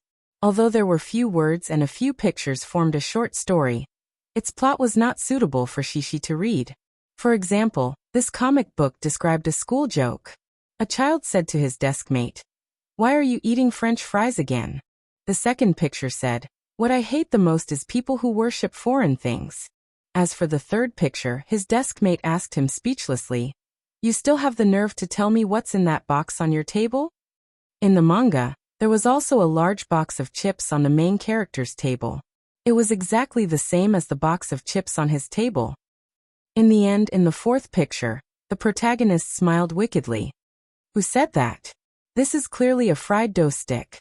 In the manga, when the box was opened, there were fried dough sticks stacked together like French fries. It wasn't that it wasn't beautiful, but the problem was that Yang couldn't help but chuckle. He found it very interesting. The stories and jokes in these children's books were not only for children, but for adults as well. Of course, Yang didn't mind letting Shishi read this story alone. However, when he flipped through the other stories, Yang saw that the author used some jokes about excrement and urine, used some topics of love between young men and women, and even used jokes like asterisk asterisk, lipstick and bras. To make a comparison, these children's books were like Crayon Shin-chan. They were more like adult comics. Although Crayon Shin-chan had lost a lot of sexual content in the later stages, the content was still more adult-oriented. So, how could this be called a children's comic? It was obviously not suitable for children like Shishi, who had yet to start school, to read it. Yang didn't want Shishi to come into contact with these adult ways of thinking at such a young age. What made Yang feel that the problem was very serious was that this type of comic wasn't a special case. Most of the comics in the children's book section were similar to it. Yang recalled that Fu Jun had shown him a newspaper column by a director of the Guangdong Province's Writers Association named Yu Qian. Although Fu Jun showed it to him because Yu Qian recommended his first book, Shishi's Bedtime Stories, which sold out his books in Guangdong Province, Yang still remembered Yu Qian's comments on children's literature in the article. She said that the children's literature in China had gone into a wrong direction. Many writers who wrote children's literature used adult thinking to conceptualize. The stories they wrote weren't suitable for children. Yu Qian was also a mother. As a writer, she had always encouraged her children to read. However, in her eyes, only Shishi's Bedtime Stories, written by Yang was suitable for children to read. Not only was the story full of imagination, but it also didn't deliberately use flowery words. Yang finally understood Yu Qian's feelings when he brought Shishi out to buy books. After looking around, Yang only found a few children's books that were passable. One was called The Adventures of Little Fish. It described a small sea fish. After it was born, it began its adventure in the sea. There wasn't a particularly thrilling plot. Instead, it was a bit like a popular science book, allowing children to understand the world of the sea through beautiful illustrations. There was also a book called The Clown Pug. It was a bit like the story of the ugly duckling. The clown pug was despised by the other pets in the family. God knew why this family had so many pets. There was a cold cat, a fierce dog, an arrogant parrot, a naughty squirrel, a gluttonous pig, and an old lizard that could talk. However, unlike the ugly duckling, the clown pug didn't become prettier. It faced its dog life very positively and bravely faced challenges. It gained the friendship of the other pets in the family through its stories. Wait, there were a total of 4 books. These children's books were passable, and they were all large volumes with colorful illustrations. Although they were a little expensive, the little girl liked them very much when she saw them when Yang Yi gave them to Shishi. However, the problem was that there were hundreds of children's books in the bookcase, and Yang Yi only found less than 4 books that were suitable for Shishi. No, in the end he still bought 5 books. Because Shishi had bravely explored by herself and found the books she liked. I want this. The little girl held a book the size of 20 carats and looked at her father with eyes full of hope. It was just like how she couldn't move her feet when she saw a beautiful doll, and wanted her father to buy it for her. Yang Yi took a look. This wasn't a storybook, but a popular science children's book with many cartoon illustrations that introduced the animals and plants in the forest. You like this? Yang Yi asked, a little surprised. There are little rabbits and little mushrooms in it. Shishi nodded and said seriously to her father. It turned out that she also looked at the pictures in the book. For Shishi, she couldn't understand the stories described in those books. On the contrary, the more beautiful and colorful the pictures were, the more she liked them. Of course, Yang Yi was still willing to buy popular science books for Shishi. On the way home, Shishi was very happy. Sometimes, she would sing the children's songs that she learned in kindergarten to her father, and sometimes she would talk to him excitedly. It was as if going out to the bookstore was just like going out to buy a bunch of dolls. It was so fun. However, Yang Yi wasn't as happy as Shishi. From this shopping trip, he deeply understood the seriousness of the children's book problem described by Yu Qian. Although he didn't have the leisure to worry about the country and the people, he still had to consider what his daughter would read after reading these books. Even if Shishi grew up and had other books to read, what about his and Murphy's second child in the future? Yang Yi couldn't avoid these problems. Of course, Yang Yi could write his own books, but how many books could he write that were suitable for children? Yang Yi was almost drained of inspiration by Shishi. In his previous life he didn't read many children's stories. Most of them were made up by him according to the settings of some fairy tales that he knew. If he continued to make up nonsense, the things that he wrote would be like those children's books, with a lot of adult thinking patterns. What's more, there was a limit to what he could achieve with his own efforts. What should Yang Yi do?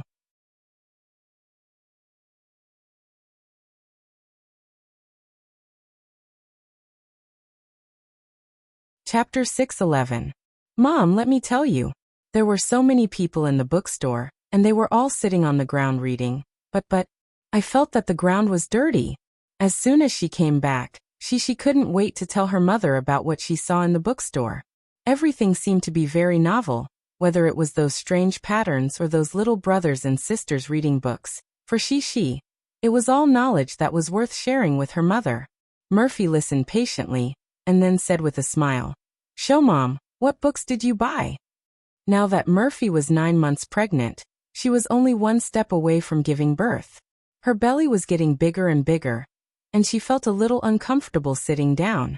Occasionally, she would have to get up and walk, but she couldn't walk for too long, because the heavy burden would aggravate the soreness of her waist and legs. Not only that, if the belly was too big, it would easily cause the stomach to be full, so Murphy couldn't eat too much at one time. In order to ensure adequate nutrition, she had to eat many times like a baby. Therefore, after coming back, Yang Yi went to the kitchen to cook some fresh and delicious porridge for Murphy. Hearing that her mother wanted to see the books she bought, the little girl was full of energy. She turned around and ran to the shoe cabinet, tiptoed, and took the bag that her father put on top of it. Then she ran over and smiled happily. "Mom, look, These are the books I bought with Papa. Murphy took out the books and looked through them one by one. She climbed onto the sofa and knelt on the side excitedly. She supported herself with one hand and stretched out the other hand, pointing at the books in her mother's hand and said, "Mom, this is the book I like to read, and this is the one Papa bought, and these two are my names. Papa said that he wanted to give them to Lu Weisha. Mom knows, these two are stories written by your Papa. They are very good, but I don't know if Lu Weisha can understand Chinese." Murphy couldn't help but laugh. The mother and daughter were chatting in the living room. Yang Yi was cooking porridge for Murphy in the kitchen. However, he received a call from Yang Qing in the middle. For Yang Yi to call so late at night, it wasn't bad news. Instead, it was good news that Yang Yi had been looking forward to for a long time. Yang Chonggui had finally agreed to stay in Jiang City for a period of time. In fact, Yang Yi had always wanted to bring the two elders to the city to enjoy life. However, Yang Chonggui was unwilling to leave the mountain. Even when Yang Huan was admitted to university, he did not send her to school.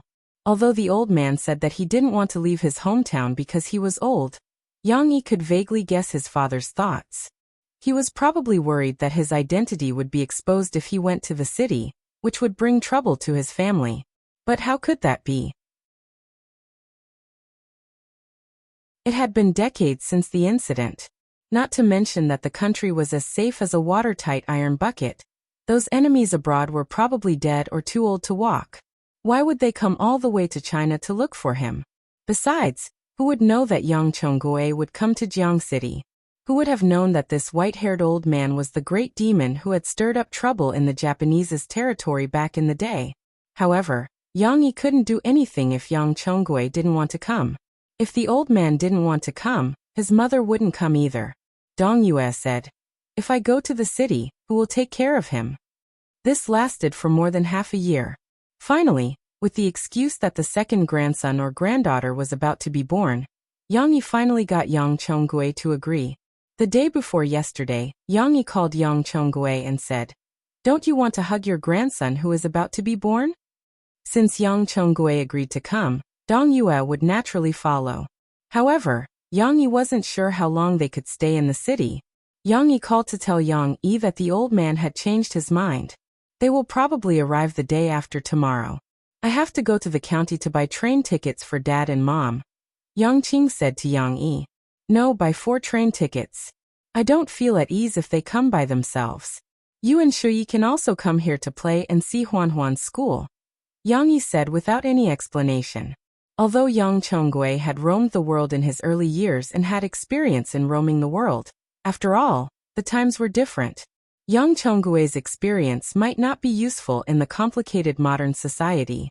It just so happened that it was winter now and not the busy time for farming. Yang Yi simply let his family gather in the city. At night, Murphy went to bed early.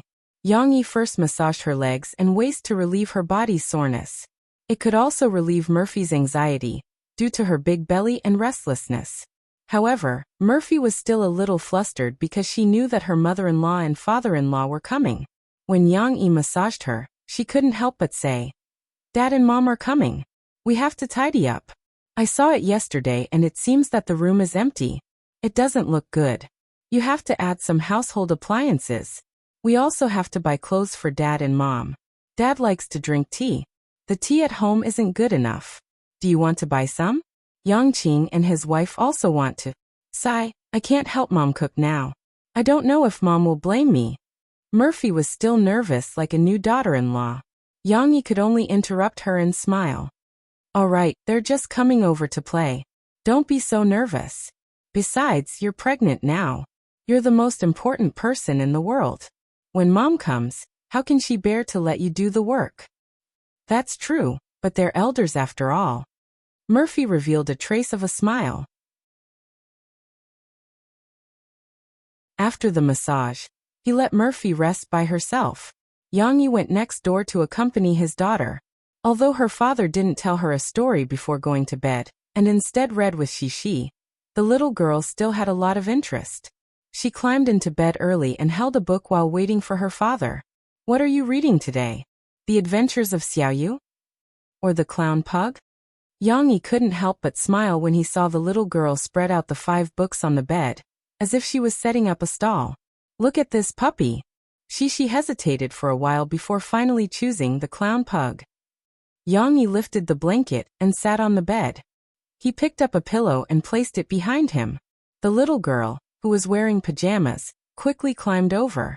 She mischievously turned around on the bed and pressed down on the blanket. Then she lifted her small and delicate feet and looked at her father with a smile in her big eyes. It seemed that if her father didn't scold her, she wouldn't obediently crawl into the blanket. Come sit here. You can't lie down and read. Yang patted the spot beside him. She still wanted to read. She had no choice but to roll over and sit next to her father obediently. Yang reached out to pull the blanket over and covered his and Shishi's legs. The little girl leaned back and snuggled into her father's arms. She found a comfortable position, and even pulled one of her father's big hands over so that he could hold her. This feeling was very warm and gave her a special sense of security. Shishi felt that it was much more interesting than lying on the bed and listening to her father tell her a story. Come, let's read together. Let's start from the first page. Yang opened the clown pug and slightly placed it on his lap. Papa, I don't think pugs look as good as buns. Looking at the pug that had just arrived at home on the first page, the little girl twisted in her father's arms and turned to say to him, because they're different breeds, they look different too. However, it's also because it doesn't look good that everyone calls it a clown.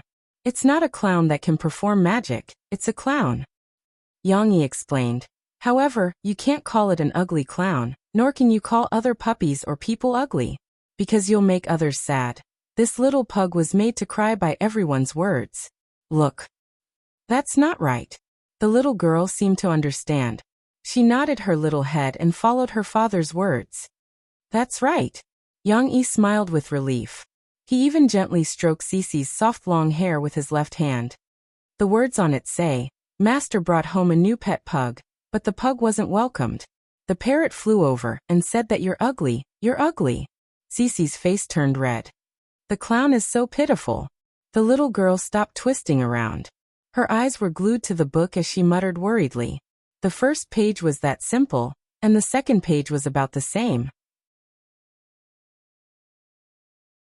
The next few pages were all about how the little pug was ridiculed by its friends, and ended up being called a clown. Yang took Shishi to read slowly. He also introduced the animals in the book to her, and told her about their common knowledge. For example, the parrot with colorful feathers could imitate human speech, the squirrel with a big tail liked to eat nuts, and so on. Yang seemed to have said more about the content outside the book. However, Shishi still listened with great interest. She even asked her father questions from time to time, just like how Yang used to tell her stories. After reading for more than half an hour, she had only read 7 or 8 pages. However, the little girl was so sleepy that her eyelids started to droop. Of course, if Yang didn't stop her, Shishi would still see herself falling asleep because she was already addicted to the story of the clown. Go to sleep. Let's continue reading tomorrow night, okay? Yang said softly as he gently lifted the little girl who was beginning to doze off, and laid her down on the bed. Shishi lay on the pillow and closed her eyes. Her long eyelashes covered her eyes. Hearing her father's words, she was in a daze and almost subconsciously muttered, go to sleep. Yang kissed the little girl's forehead and turned off the room light.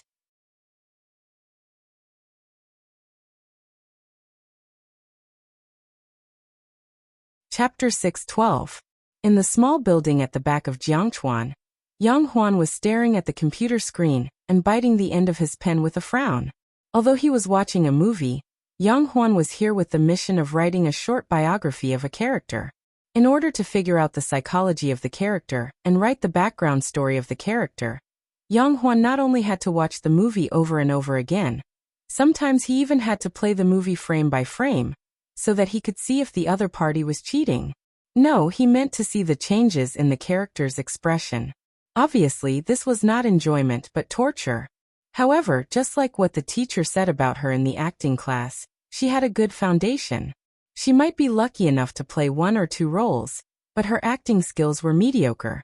If she did not work hard to improve herself and become more well-rounded, Even if she had a good starting point, she would not be able to make much progress in her life.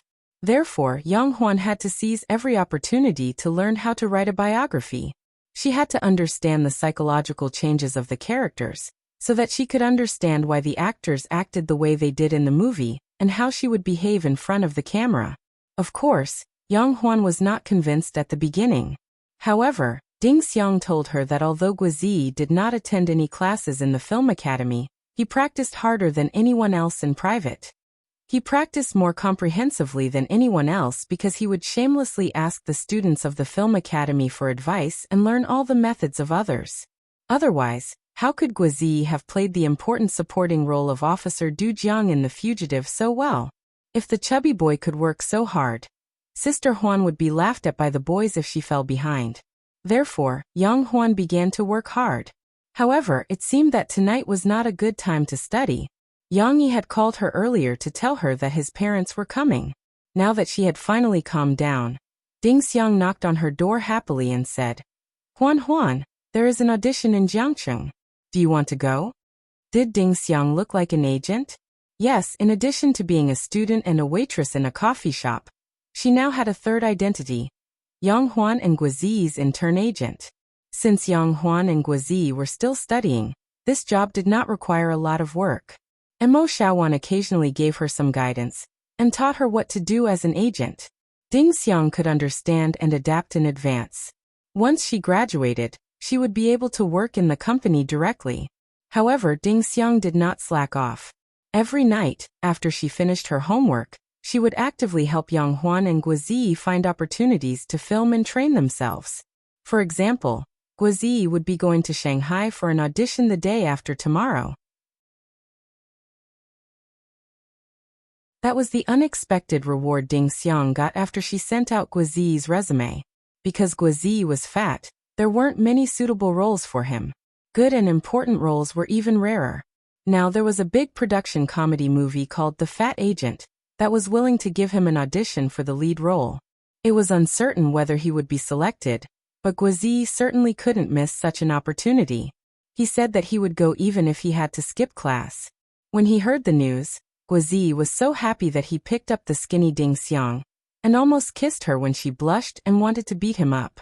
However, compared to Guizi, there were fewer opportunities. She had to seize every opportunity that came her way. Yang Huan had a good image and knew martial arts. If she wanted to film, she would have plenty of opportunities. However, Ding Xiang did not send out Yang Huan's resume because Yang Huan's studies were more important. She could not let filming affect her classes and foundation. This time, however, Ding Xiang felt that Yang Huan was suitable for the role. In fact, she needed to fight for it. "What role is the audition for?" Yang Huan asked Ding Xiang curiously. It was very convenient to audition in River Town. It's Brother Yang's book Drawing Sword. Li Yunlong's first wife, Xiuqin. Director Chen Fengchen is already preparing to film this TV series in River Town. Ding Xiang said to Yang Huan, "Although this character won't have many scenes and will die after a few episodes, I think this character will leave a deep impression. If played well, it will be very outstanding." Ding Xiang had read Yang Yi's book. To be honest, Xiuqin was her favorite character in Drawing Sword. "Did my brother tell you this?" Yang Huan asked in surprise. "Didn't he say that he won't be able to help me on the path of acting?" "Brother Yang didn't say that. I got the news from someone else. You know that I joined some cameo groups that recruit actors," Ding Xiang said in embarrassment. Ding Xiang was a little embarrassed as she continued. "Everyone in Rivertown is talking about this. I tried to submit your resume, but I didn't expect to receive a reply." "Wait, are you sure my brother doesn't know?" Yang Huan asked curiously. "He shouldn't know because your resume doesn't mention your relationships." Ding Xiang looked at Yang Huan in confusion, not knowing why she cared about that. "Then let's give it a try. Don't tell my brother. If I can get this role." Hee. Yang Huan smiled proudly, as if she could already see the scene of her showing off. However, she restrained herself after a while. She coughed twice and said, "If you can't get it, don't tell him. I don't want my brother to ridicule me." Ding Xiang frowned. She was very quick-witted and immediately thought of some flaws in the plan. She said, But you know Director Chin. Did you forget that Director Chin met you when you and little Gua went to visit the army last year? Although Ding Xiang was not there, she heard Yang Huan and Guizi talk about the incident. You remember that? Yang Huan looked at Ding Xiang in surprise, but immediately waved her hand casually and said with a smile, "Hey Sister Ding Xiang, don't worry. Not everyone has such a good memory like you. At that time, Director Chen was talking to my brother. How could he remember a small character like me? Well, I'll help you reply and see when they arrange the audition." Ding Xiang nodded. "Sister Ding Xiang, do you have drawing sword? Although I've seen a little of it, I've forgotten most of it. Since I'm going to challenge this role, I have to prepare well," Yang Huan said excitedly, rubbing her hands together. "Finish your homework first. I'll find you a book and study the role with you later." Ding Xiang smiled. "Sister Ding Xiang is still the best to me." Yang Huan smiled and hugged Ding Xiang's arm coquettishly. Unaware that Yang Huan was going to the audition behind his back, Yang Yi's attention was now focused on his wife and children, as well as his parents who were about to arrive. Yang Yi did not know the effect of accompanying Shi to read before going to bed, but the effect was soon apparent. The next night, Yang Yi called Yang Qing to confirm the train number and departure time for them to come to Jiangqing the next day. As soon as he put down his phone, Lance Haokai's call came in. "Little brother Yang, the next time you do something, can you also let me know? Xian Air came back and asked me to read with her. Where am I going to find a book to read with her in the middle of the night?" Lance Haokai complained. It turned out that Shi went to kindergarten that day and happily told her friends about her father reading with her. No one knew how the little girl described it, but it attracted Lan Xian to come back and pester Lance Haokai to read with her. Although to Lan Xian, reading books might only be 30% of her interest, the first 30% of her interest was a little too much. Lan Longkai was pestered to the point that he had no choice but to ask Yang Yi for a solution. "Come to me and pick 2 books. You can read with Xian Air first," Yang Yi suggested, not knowing whether to laugh or cry. "I bought a lot anyway. I won't be able to read so much in such a short time. After reading, we'll exchange." This was a good idea. Lance Haokai came over to pick the books himself not long after. It was a bit difficult for Boss Lan to come out in the middle of winter at night. Actually, he could have sent bodyguards over, but as a parent, he loved his daughter dearly. Bowing one's head willingly to a child was not just a story in history. You're tuning into the Earbook Haven YouTube channel. Don't forget to subscribe and join us on this journey to catch the most captivating stories.